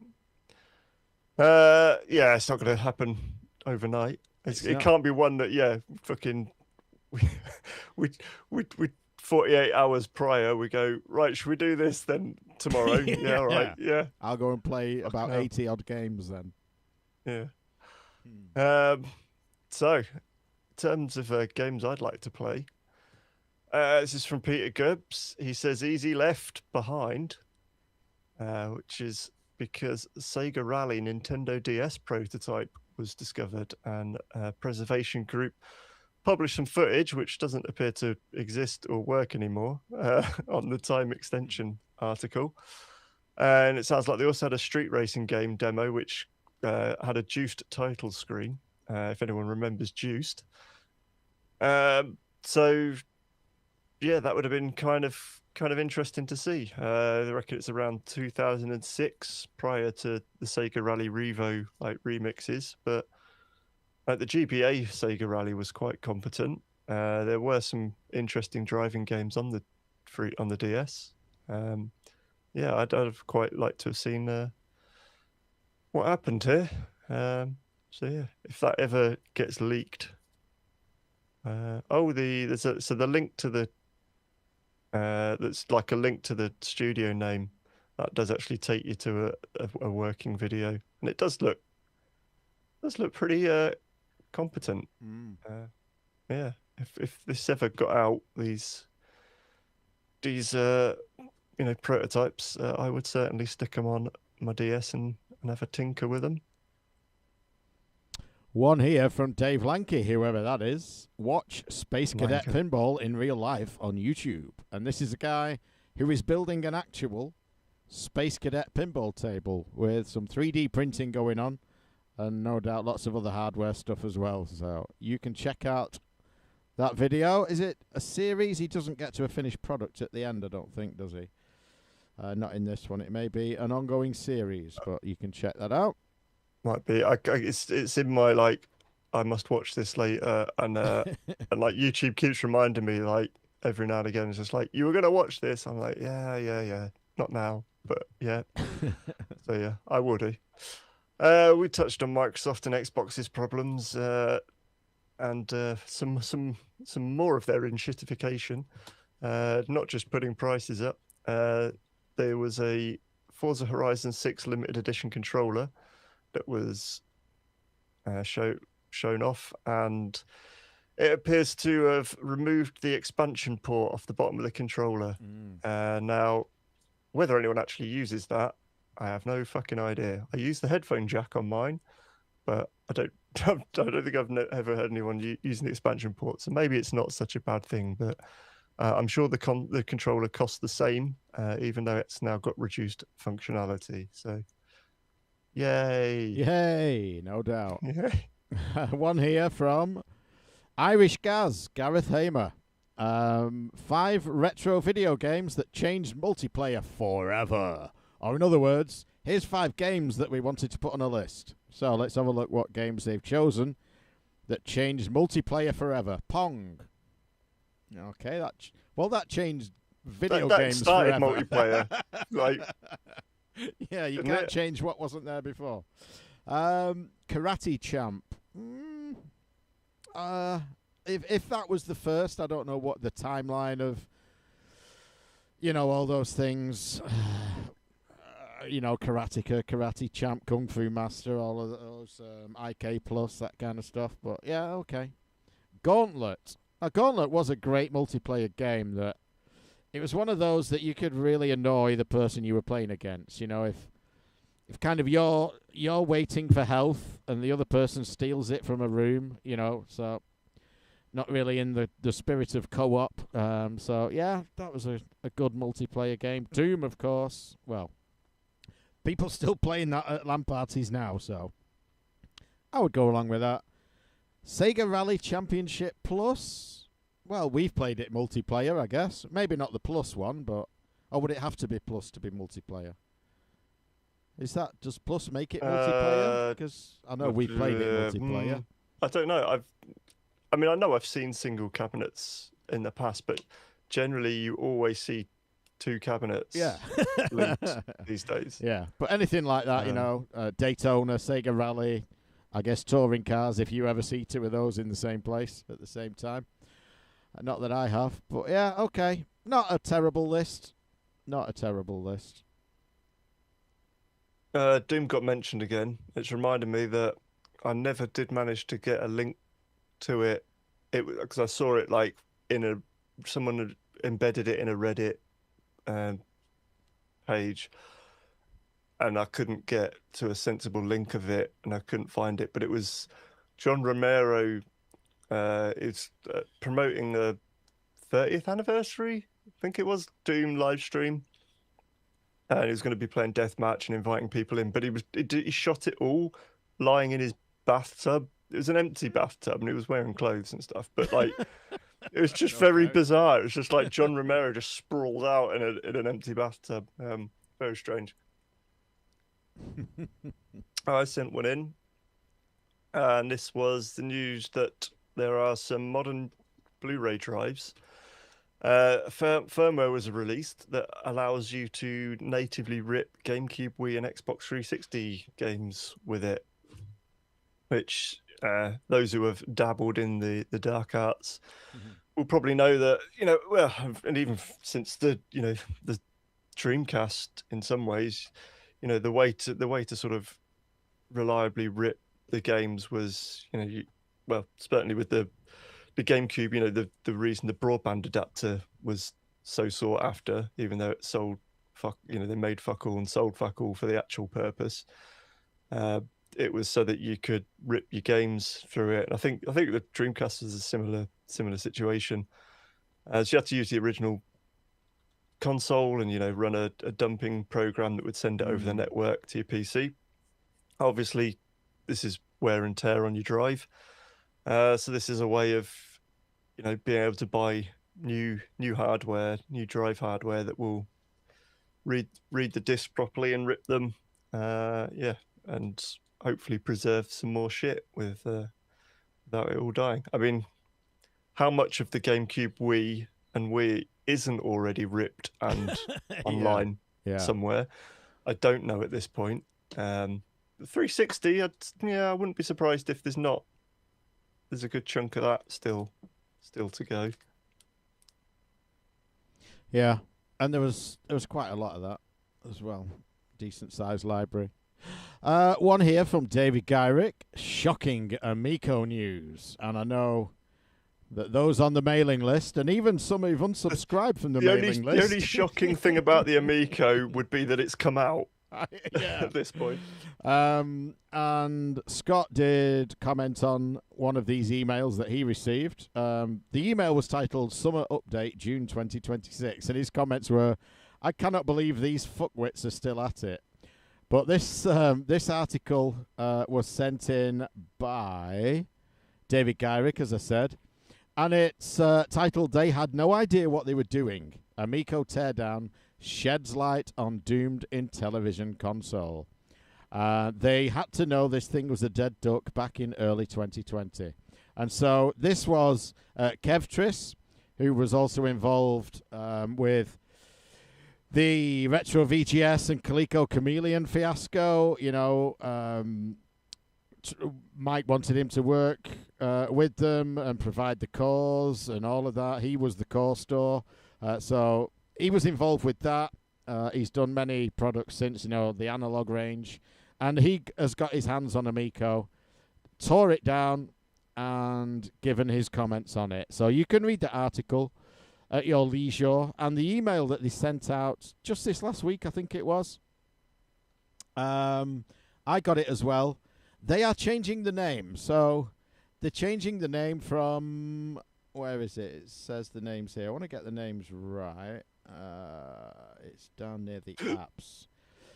As we work through the administrative process of transitioning our company name from Intellivision Entertainment to Amico Entertainment.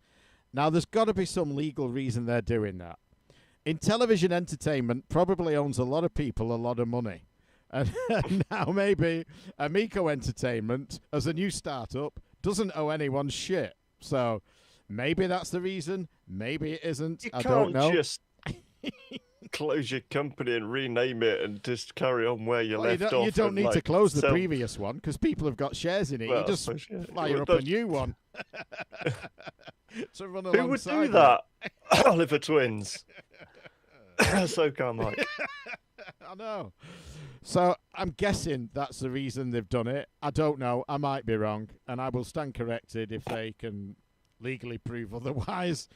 But it's caused some problems with the Android app.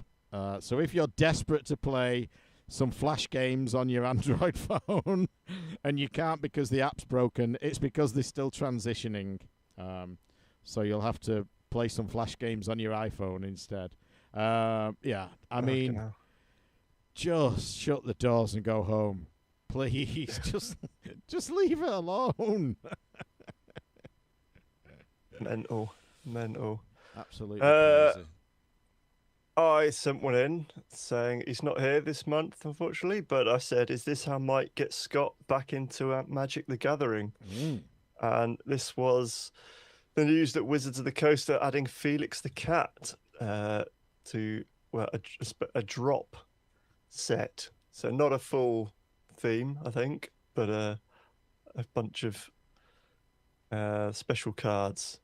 But yeah, you can now Felix the Cat Magic the Gathering cards, I guess. Yep.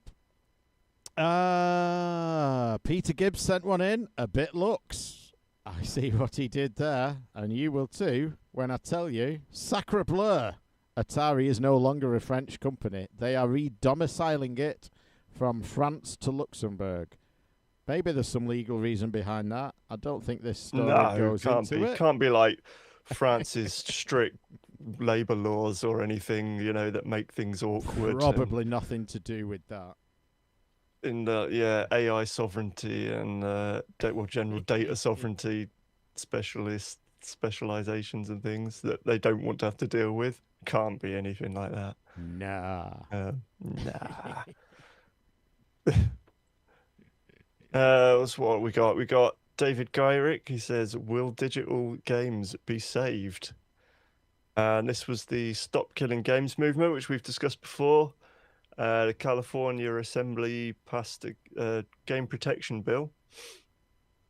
From what I gather from stuff I've heard, there's nothing ultimately going to, immediately happen. And certainly, it's not going to be like your multiplayer game is going to they're going to give over when they want to end of life it. They're going to give over the source code to the servers and let people run fan servers and stuff. I'm sure some people will, maybe, but then that seems the kind of domain of people that probably would have done that anyway. It's more that they're likely to just, give you some mode that's still playable, rather than what was it? So there was there was something recently where there's still like a fairly new. Oh, that was it. Anthem. You can still like buy Anthem in some shops, and they will sell you it, and you put the disc in your console, and nothing happens because it can't download the patches, and it can't connect to the servers because the servers aren't on, and like shops aren't even aware, and you go into a GameStop and they'll just be like, yeah, we'll sell you a copy of Anthem for $20, and then just it's just garbage. It's useless. So I mean, whether it'll just be, well, yeah, they'll just how much they'll stretch the boundaries of like if it is a playable single player mode, them just letting you go into like a training room where you can have a shooting gallery, and practice, but no actual content. I don't know, but so obviously would cover the sort of the spirit of the letter of the law, but not the spirit. But we shall see what happens as that develops, I guess. Back to Atari. They acquired the Crossy Road developer Hipster Whale. I don't know of any other games they did. Do you, Random? They can't just have bought it for Crossy Road. Pac-Man. Like the continual one. Yeah. There was that. It was called. They did a shooting, like an airplane vertical shooter that was kind of Crossy Roady. I mean, most of their stuff. They do vertical scrolling games. Yeah, in a boxy voxel style. Yeah. I mean, but then the Pac-Man one did have some interesting sort of twists and yeah, it's kind of interesting. But the shooter wasn't bad either. But yeah, I don't know what else they've done besides that, or whether they've done anything recently. But Atari certainly want them for something. So yeah, but maybe they were cheap. Maybe. Peter Gibbs sent one in. Sounds idyllic. It's not about putting an old game in a nice box for the sake of it, but Utopia is getting a new physical release on SNES. Have I played Utopia? I don't know. It sounds looks kind of familiar, but I mean, it's a God game, so that kind of screen layout looks familiar and reminiscent of a lot I played. I don't think I've played Utopia. Space version of Megalomania. It's not the same as the Intellivision one, is it? Or is it? The Intellivision one is a great multiplayer game, and you could play it multiplayer when it was released on the DS, and a lot of people did that. Local Wi-Fi on the DS. Originally released on 16-bit home computers. So maybe not then. Maybe it's a different game. Similar principle, no doubt. Does land? You want to own it? A Gremlin Graphics label on it, so I may. It's maybe something that I've had come across. The genesis of, but. Never sort of really noticed. I've got a weird one sent in by Gareth Hamer, which I'll say weird, but just because it's fairly logical maybe, and that is loading Sega Genesis games off a vinyl record, which we used to load games off cassette tapes, shit like that. There's some that you hear stories of radio broadcasts in Eastern Europe. Would broadcast sort of noise, which you could record and then play in a computer. And yeah, this is the setting up how someone has basically made a vinyl record that it looks like it's plugged into an EverDrive. I guess because you need a separate program to sort of receive the data and cache it. But yeah. Interesting little experiment. And you do wonder if vinyl is notorious for pops and cracks and dust and such I wonder what the error correction is like on there. I mean, I'm cassettes aren't great, to be fair, but Spinal made it. Nearly 2 hours as in, usual. he's here. Yeah. Woohoo! Classic Spinal random stuff. Oh, what was I going to say? Oh, you might want to refresh the inbox. I've archived a few. I've just seen. One from me. Confused me for a sec. Yeah. This is a great one. So, Tomb Raider Level Explorer. And so what it is, it's all I think it's the first 4, might be the 5th as well now, but I think they were having problems with some of the levels. But basically, it's the original series of Tomb Raider games, and you explore the levels in 3D. So, I know they were sort of 3D anyway, but I mean, you can zoom in and out and see the whole level sort of laid out. What's the word I'm looking for? Sort of in scale. Just fly around it like you're sort of a drone, and you can zoom in and out of bits. And you can see odd bits of textures that maybe you can't reach when you're playing the game, and they've not bothered putting a texture on top, or it's just like a stock texture kind of thing. And it's like if you ever get access to a debug camera like this for Outrun 2, right?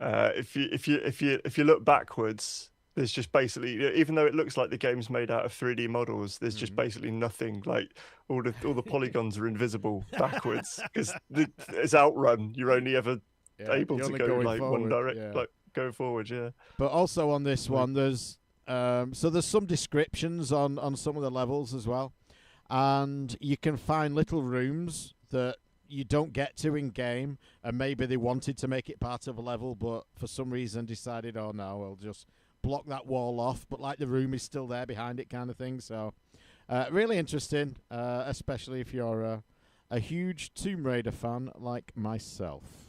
Like some loser would be. No, that's pretty cool. Got one here from David Gyrick, and he says, was Mario Sunshine a turning point? And this was comments that it's when Bennett Mario Foddy went shit. Yeah, exactly. So Bennett Foddy most recently made Baby Steps, which I think is a fantastic game. I've not ended up buying the full game yet. I played the demo and really enjoyed it, and it's definitely one I will pick up when I've got a chance. But he did it. Most people will know him for QWOP, and he makes shit like that. But he's saying that Mario Sunshine was where it all went a bit tits up for the Mario series. And to be fair, not only do I enjoy his games, I enjoy his opinions, because I've always said that Mario Sunshine feels a bit rubbish. Although, Galaxy, I don't think deserves the praise it gets, but it was an improvement at least. But then I have enjoyed Mario 3D World. I enjoyed, which was post all of that. Mario Odyssey I enjoyed. So I don't think it's all terrible, but I can certainly share his opinion on Sunshine being a bit of certainly an odd duck on the Mario 3D Mario. Yeah, I wanted to like it. I gave it a good go, and I just had to give up. I just wasn't having fun. I like the premise, but yeah, just didn't really work for me. Swing and a miss. Mm-hmm. What was I going to say? I was going to say something, and it was really interesting. Oh yeah, so I can't think what reminded me of it, but there was a guy at the museum the other week, and he was showing me a game he'd been playing. It's a Steam game called Shapes, spelt with a Z at the end. Have you seen it, Random?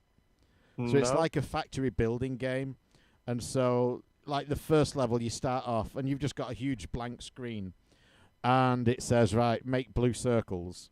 And so you buy a machine and install it, and these shapes go in one end, and blue circles come out the other end, and then it'll say, right, make red circles. So you put another machine after the blue circle machine, and it splits off, so some blue circles keep going out straight, and then you branch off, and the blue circles go through a machine that paints them red. So now you're making blue and red circles, and it'll say, right, make some square. And you just keep building up, and then it'll say, make some circles that are blue and red. And so you build a machine that maybe you bring the blue ones back and join the red ones, and you splice them or whatever. But you're just building up this factory floor of conveyor belts, and you're just building on each level builds on the previous one, and so you end up putting a machine way over here and then diverting all your conveyor belts to it.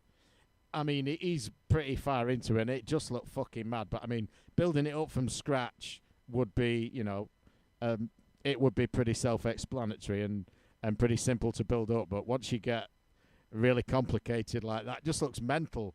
And you have to some of the challenges will be like, you have to make so many an hour, or make 30,000 of these, and so you have to put 4 machines in a line. But then you have to have more machines creating the blue circles to feed the 4 machines, so you might have to go back and improve on what you did before. It gets fucking mental. It looks really good.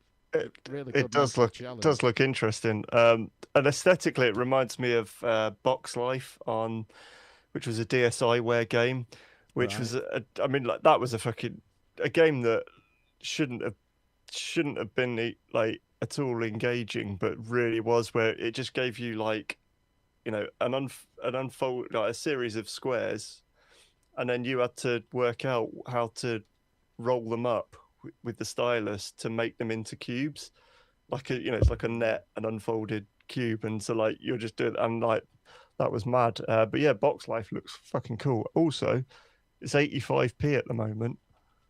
So what is Box Life or Shapes? No, Shapes. Wow. That seems like a fucking no-brainer. Yeah, jump on it. Get it? The fact I might buy it myself. It looks, it looks like, you hear of like people playing like Factorio and stuff like that, where, 6 months in, they've ended up with a factory that's, pretty much self-sufficient, but then also, there's still room for expansion, and also will bring like, a state-of-the-art CPU to its knees, because it's just doing so much mad shit. Yeah, it kind of looks like it could get something like that along that line. Yeah, I'm gonna pick this up after the news. Me too. It's a young man's game, says David Gyrick. What's he talking about? Nobody's making games for the retired people. The growing yet underserved market for grey gamers. Never thought about it like that before. Games are overwhelmingly made by and marketed to younger generations, argue analysts. I don't know. Shape sounds like an old man's game to me. Wii tennis. Yeah. PGA golf.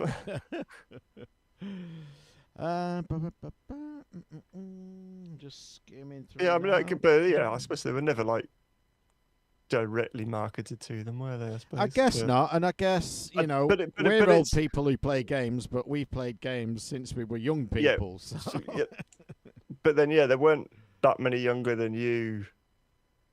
Really, was there so much? Well, I kind of missed the sort of Intellivision Coleco thing, and got onto Atari in late 70s. So I did miss the first couple of years of the Atari, when we get to the point that we're old, then maybe they'll start doing stuff. But then, I mean, there's not going to be a main games industry left, is there?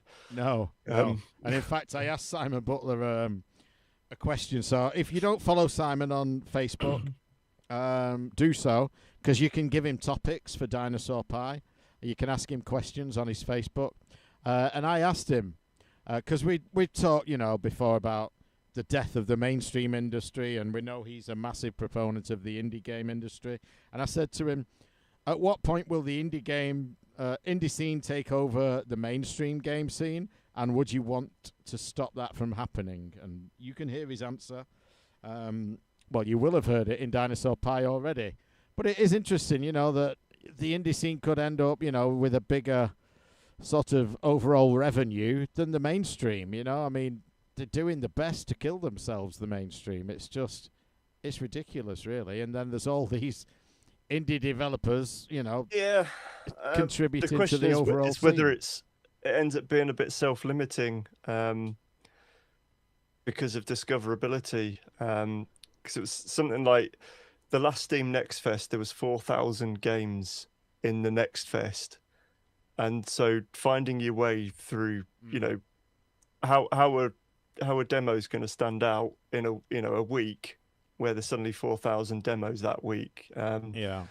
And a lot of people have been saying, like, rather than companies trying to bet $10 million on one game and it being a flop, why not sort of throw out, make 10 $1 million games, and then one of those might hit and be one of the, because when a game does hit these days, it seems to what's it called, like Chameleon Man or something, which is the next sort of big thing that's kind of going viral, and that's been made on no budget but has hit traction and is going to have sold and made fucking millions overnight.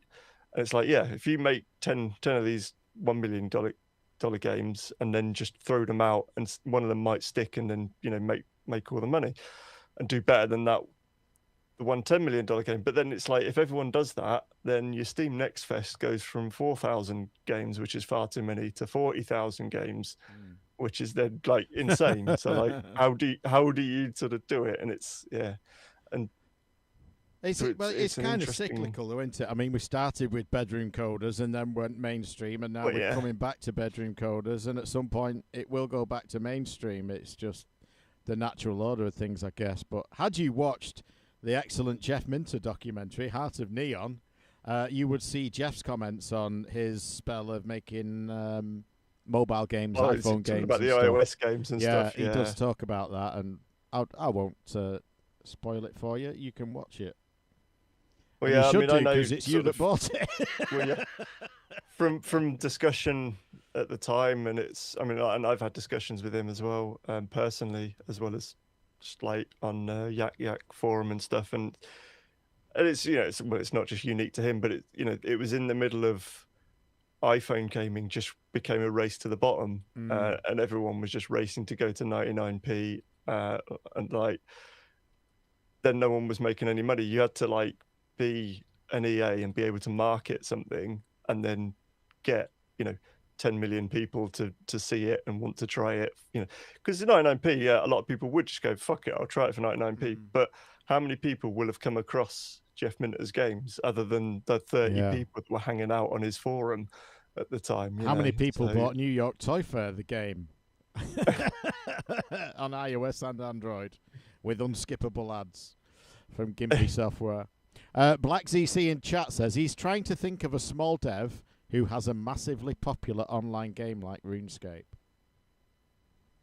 Well, I don't know.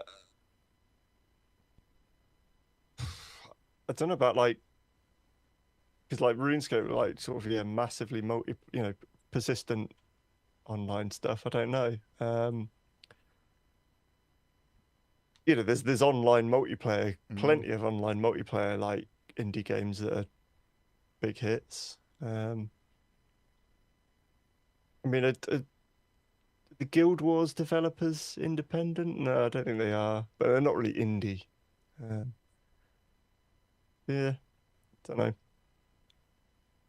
know. David Gyrick sends one in saying, new watch.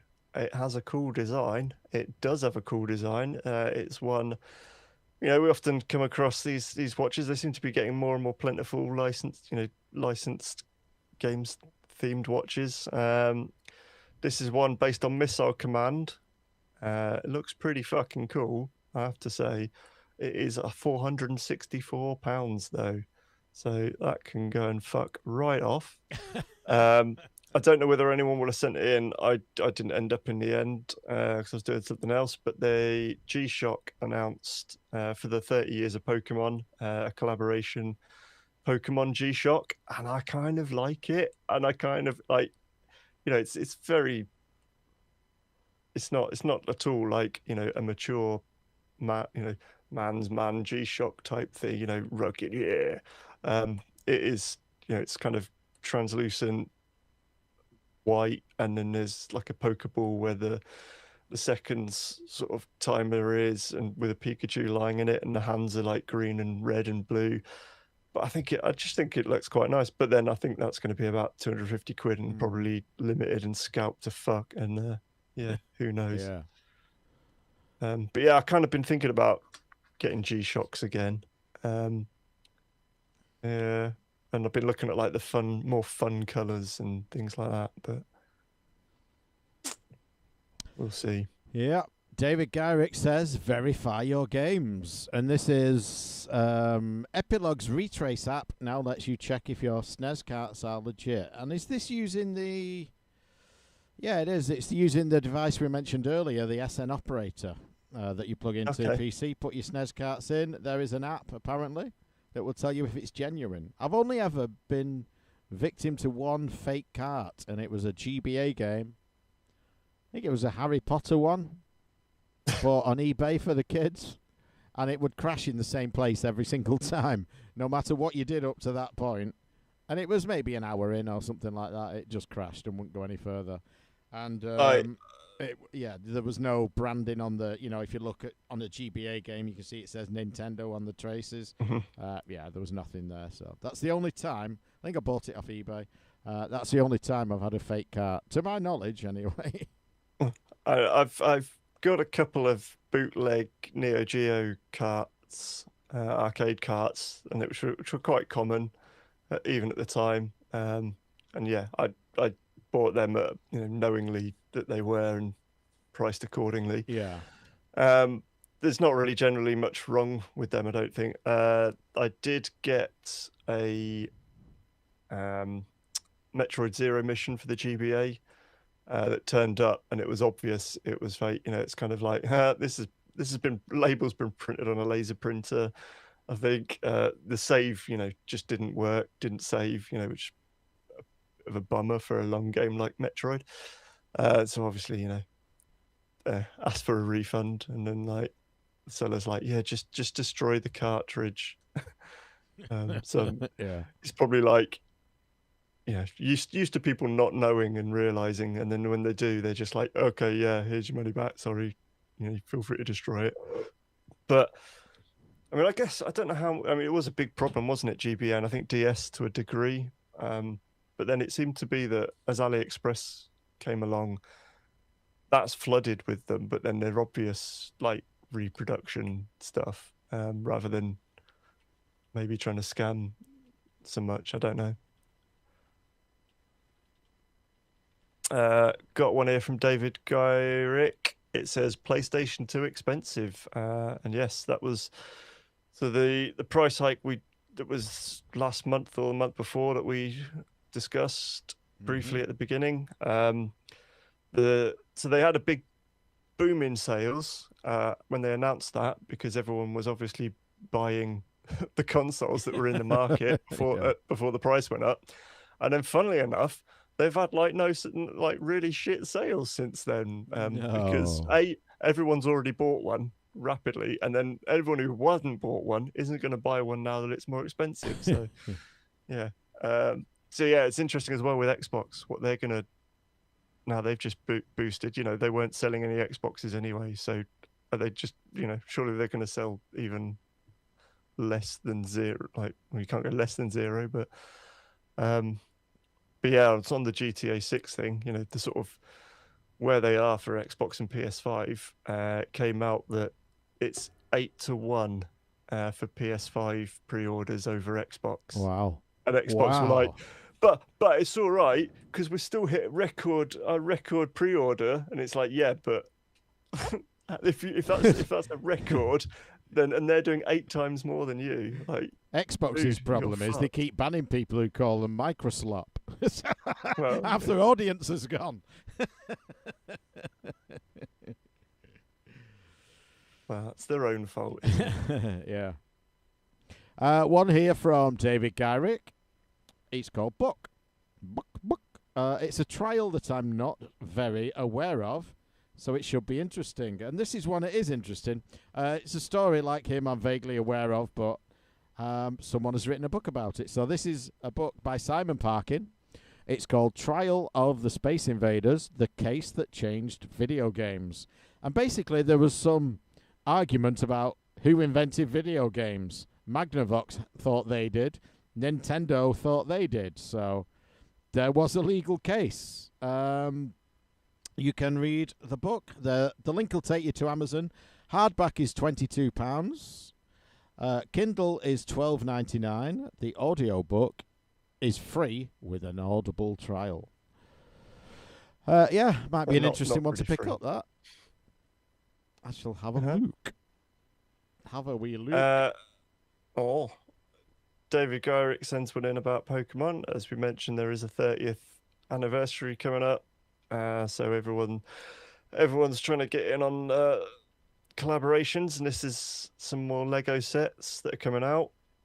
He says, what did he say? He said they look like cool sets, and they look all right. The ones in the page, I thought the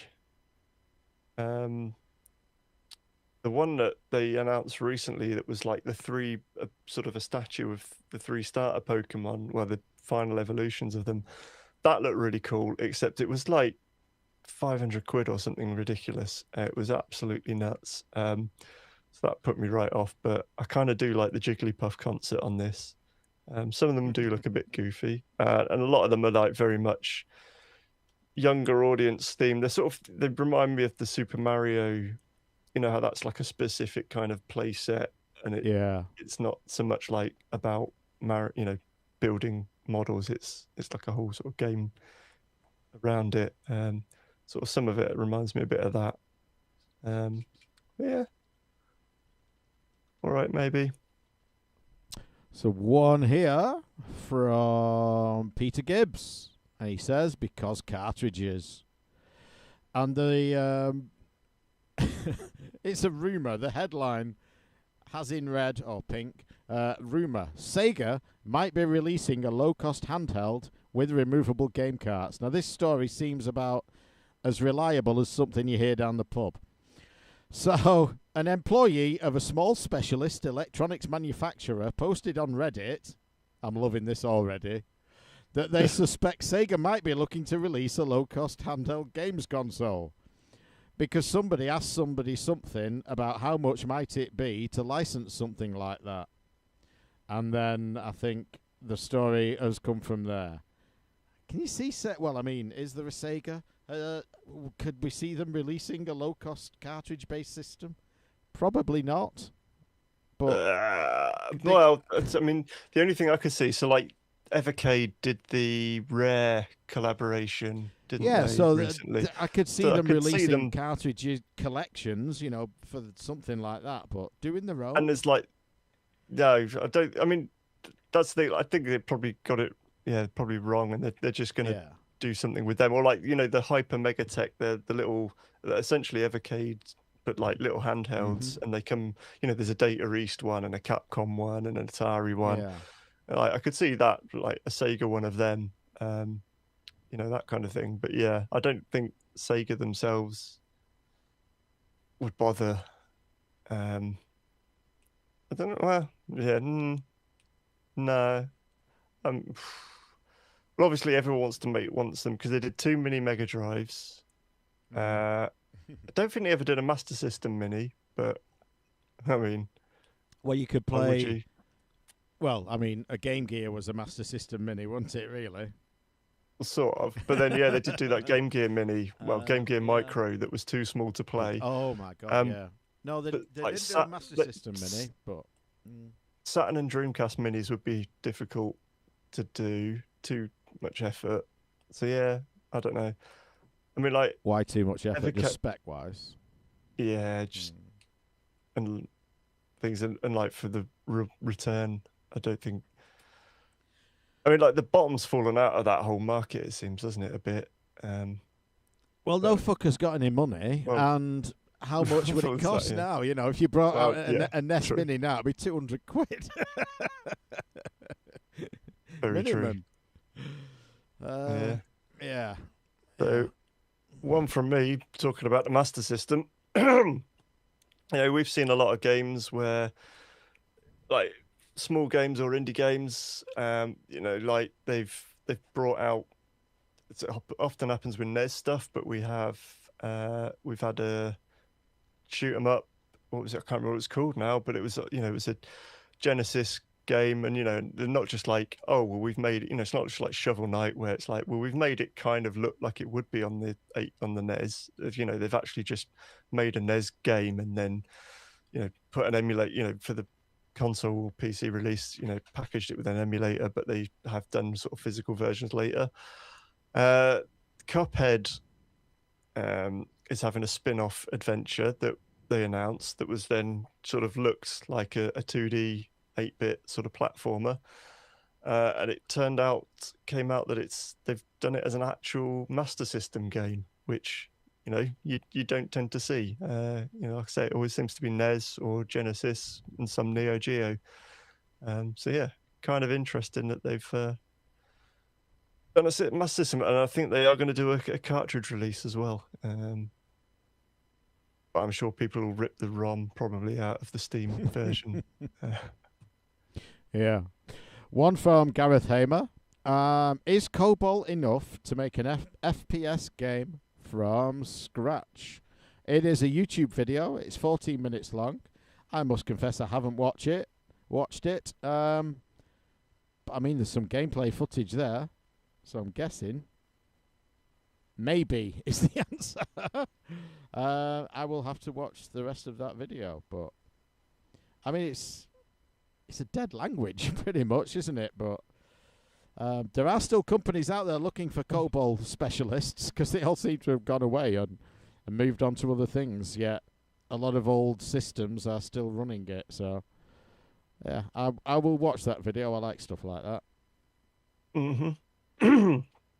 Well, stuff I like are a lot of the recompilation projects. I mean, I played through Majora's Mask finally, all the way through with the recompilation project. Played that on the Steam Deck, and people are working. It sounds like they're probably close, but not quite fully there on Daytona USA, which would be very cool to have a nice version of that can be ported to everything nicely. So yeah, keep your ears and eyes out for that one, because that will be sick, I reckon.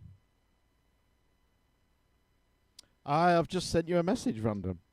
What can we do in the meantime? Wolfenstein 3D. You haven't done that one yet, have you? No. Wolfenstein 3D gets an Atari 2600 D-Makes. I do like this kind of thing. I do like the D-Makes. It's an article on Retro Dodo, a decent YouTube channel, and also news site. It looks interesting. It looks predictably blocky. But is it just a ROM? Is it a cartridge? It's itch.io. You can obtain it there. Let's have a look at the link. Is it one where you name your own price? So that might be a fun one to pick up. Cool. Gareth Hamer also sent in the Cuphead story. So shout out to there. So, like we always say, if you think a new story might have already been sent in by someone, don't worry. Send it in anyway. It may not have been, and if it has, you will get a shout out still, and we do appreciate it. David Gyrick sends one in saying the re-release we've all been waiting for, and then maybe one of the games is good? ?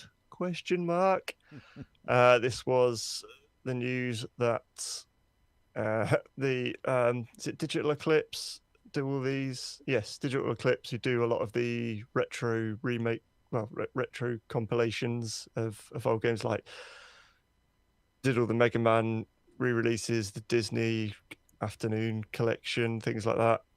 They are doing a collection of Barbie games called Barbie Rewind. Can't say I'm aware of any Barbie games that were ever any good, but I suppose I wasn't really paying attention and trying to find out if any were or not. But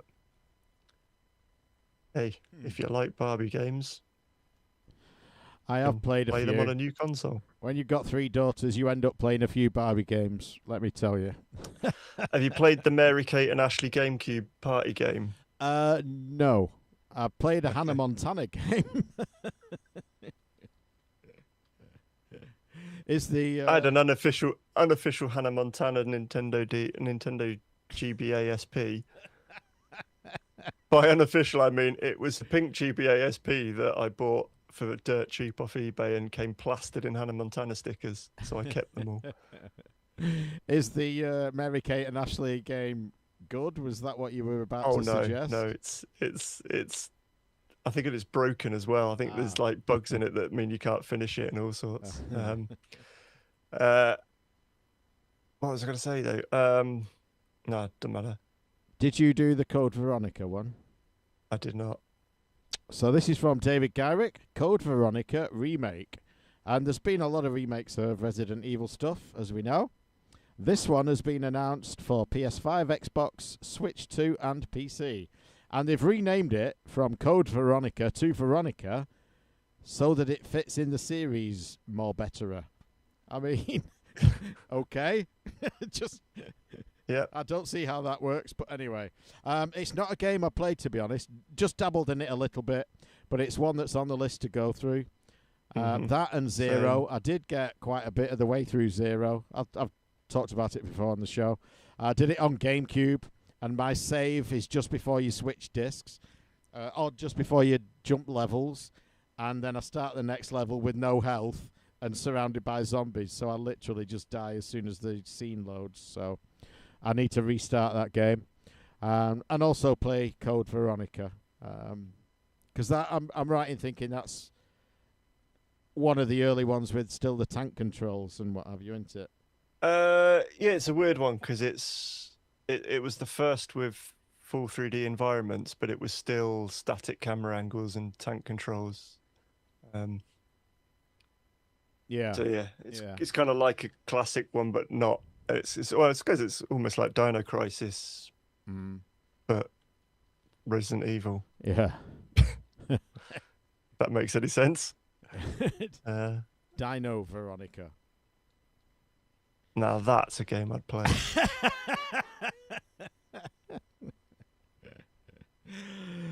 Okay, we'll do, I think, about another 10 minutes. What do you reckon, Random? Yeah, sounds about that good. It's getting a bit warm in here. Do you know what? It's getting later in the day, and I've got a fan behind me and a fan in front of me, and I still seem to be getting warmer as we go on. So. Well, yeah, I mean, I've closed all the doors and windows and shit in here. Yeah, I'm just sat with computers now and no airflow. Going back to Veronica, Spinal says, "Did you see the trailer? Why is the old French lady Scottish?" I didn't watch the trailer. I just read the article, actually. I might go back and check that out. What else we got? One here. It's an article on the BBC, but don't hold that against us. It's from Blake Brett, and it is the gamers taking on the industry to stop it switching off games. And hopefully this movement will get some traction. So we've talked before about, you buy a game, it has an online aspect to it. Sometimes you need the online aspect to make the game playable. And then a few years down the road, the company switches off the servers and your game is no good anymore. There is a movement to stop companies doing that. It's called Stop Killing Games, a growing consumer rights campaign started by an American YouTuber, Ross Scott, in 2024. I personally don't think they stand a chance in hell, but... Well, so we had one earlier in the show, at the start of the show, about the California game preservation thing that started, that seemed to, which is all part of this. So there's some movement, but yeah, I don't know. I mean, like I was saying now, I think even if they did come up with something, they'd just be like, "Oh, you've got to make this playable, offline for the disc's got to, essentially function." But then that could just be some bullshit little mode, that's not really a game. Yeah, you can see the menus. You can sit in the lobby. It's like, yeah, you could do the shooting training, practice training, sort of thing. Yeah. Tutorial. I mean, you're not going to stop a company turning off its servers because they are not going to support a 15-year-old game online. They're just not. You know, the internet changes, hardware changes, software changes. They're just not going to support it that far down the road, I'm afraid. And that server could be doing bad AI responses, you know. Yeah. It could be a racist server. You can't say that nowadays. Why have that computer like just having 3 people every once a week playing a game when, you know, you could just churn out nonsense AI bullshit from it. So talked about France and why Atari might want to get out of France. This is the story that Nintendo are being fined by France in a way for $46 million over broken Joy-Con controllers. So yeah, Monday at the time of writing, which was June the 8th, Nintendo was sanctioned for 35 million euros by France's Consumer Rights Office over the issue. Don't know whether that's, you know, they don't have class action lawsuits, I don't think, in the same way that America does, where, you know, if this was America, everyone who owned a Switch, you know, would get $1 probably by the end of it all. But, you know, you'd get something from it. Whereas, is this just going to go to the EU or France, like their office that have fined them? Like, where does this money go? But yes, it was a bit of a shit show, but it's not going to be the last time that anyone makes hardware with problems, is it?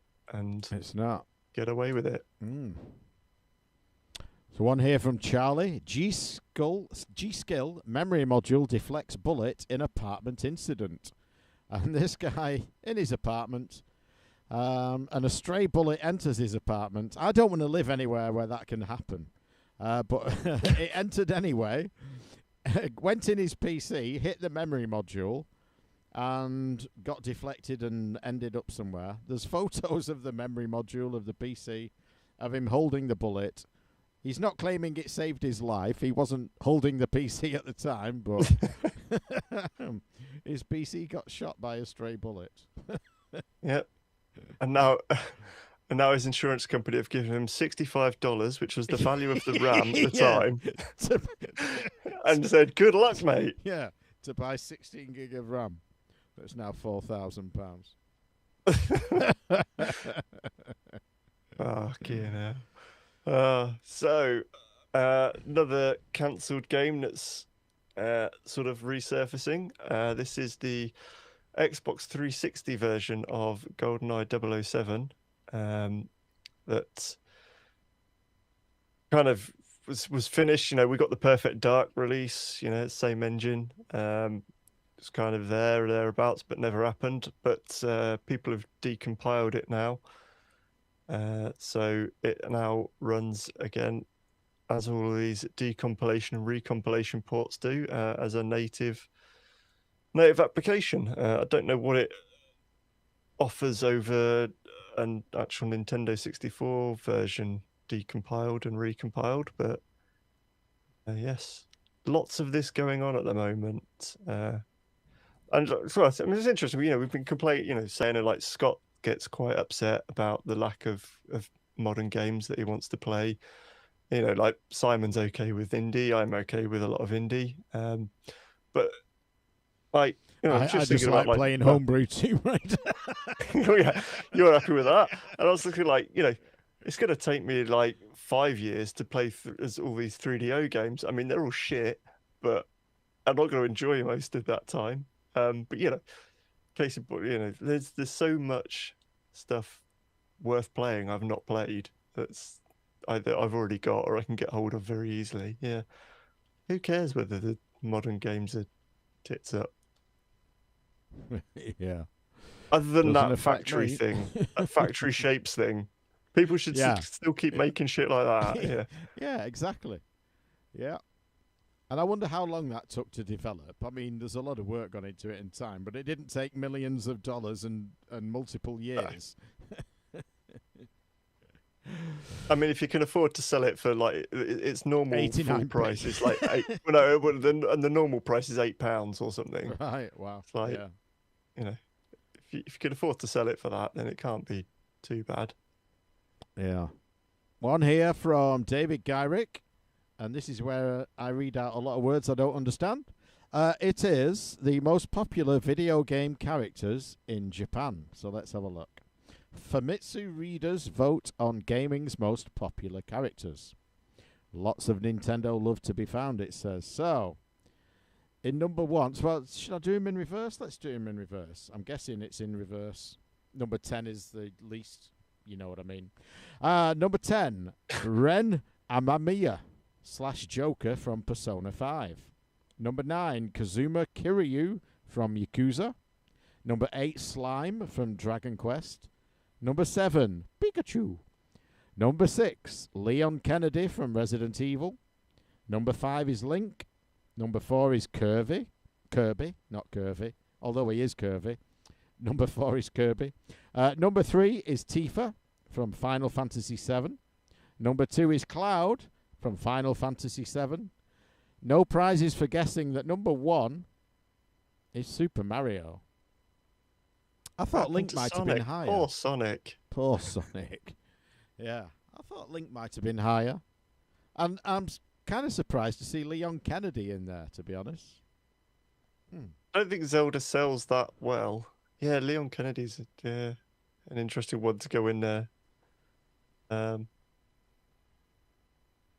it's weird, isn't it? And only one Pokemon, and it's Pikachu. Yeah. But I mean, it's like, yeah, the only stuff that's more modern is Kazuma Kiryu, although that does go back to the PS2. And then, yeah, like Joker from Persona 5, which that's the only sort of truly modern character. So, yeah, interesting. Yeah, let's do one more each, and then we'll get out of here. Sure, I've got a quick one that's I sent it in saying I've just recorded my bloody record section, and then this turns up. Whether you'll have heard this month's record, but yep, did all that, sent it off to Mike, and then the news dropped that a Holy Grail copy of Super Mario Brothers sold for $3 million. So this was another Heritage Auctions. The last one was 2 million, which was a record back in 2021. This one was rated 9.6 A++, which, like, does it need to be A++ on as well as a what is presumably out of 10 rating with like that's decimalized? Like, does it not just remind you of like when you used to get eBay auction listings with like rare plus plus plus rare plus, and like, you know, they just kept adding pluses and shit on to things for no particular reason. But yeah, copies of Mario Brothers still going for even more money as we go on. Mental. Some people have way too much of the stuff. Oh, yeah. And one finally, I think we'll go for Gareth Hamer. All 3 Time Splitters games have been remade and are free to play. Yes, that's free to play. I've seen them played. I've never actually sat down and played through a Time Splitters game. I feel like I should do that. I think I played a bunch of Time Splitters 2 with a mate who was really into it. Are they all on PS2? Think so. Are they on other stuff as well, though? I've seen them played on PS2. Yeah, that's where I played it. But like, you know, you can tell that they came from the GoldenEye team, a lot of the devs, because there's just almost like complete copies of GoldenEye levels in there and stuff like that. Yeah, quite interesting. Yep. That is going to wrap it up for news stories. We had a few people in chat tonight. A lot of comments whizzing by. What happened towards the end there? There was something I was going to catch up on. Yes, we were talking about playing homebrew and the stuff we like to play. Black ZC said he's happy playing old stuff and homebrews. And Hans Ippish, said his favourite part of our podcast is Hawk and Talking. It's very funny. Simon Butler is an endless legend. He is indeed. He is. And Hans... I don't think he's endless. No. Unfortunately. Well, he turned 60 recently, so probably not endless. He will end at some point. But Hans is an author as well. He has a book. My book, what was it? About his 40-year career in the video games industry. It is in Dutch, which means that I can't read it, but it's called Dry Leben voor Games, Mijn Weg van Commodore 64 in die Virtual Reality, which translates, and that was all full pronunciation, by the way, to 3 Lives for Games, My Journey from the Commodore 64 to Virtual Reality. So if you read Dutch, you can go and pick his book up. But yeah, some people in chat staying along for the ride tonight. So thank you for those who joined. Thank you for those who left. Thank you for those who joined after 1 hour and 45 minutes, Spinal. And thank you for those who chatted along with us along the way. So the show will be out in the next few days. And you forgot to thank everyone who sent news in. Yes. Yeah. Thank you to everyone. The usual suspects. Peter Gibbs and his unusually titled emails. Gareth Hamer, of course, smashed it. Dave Lanky. Let's give a shout out to Dave Lanky. He sent a few in. Woo! Charlie, Blake Brett, David Gyrick, of course. Anyone else? Mike James. Let's hear it for Mike James. Scott Schreiber sent one in as well. Let's hear it for the podcast hosts. So, yes, lots of people saying thank you, and they think we're the best podcast in the world. And if you don't believe me, go and look at the comments. So, thank you, and good night. Say good night, everybody. Good night, everybody. That was everybody. There's only me and him. Good night. Oh. And the 2 badgers. 2 badgers playing. Oh, yeah. Yes, Badger Cam has been running all night. Somewhere. Good night, everybody.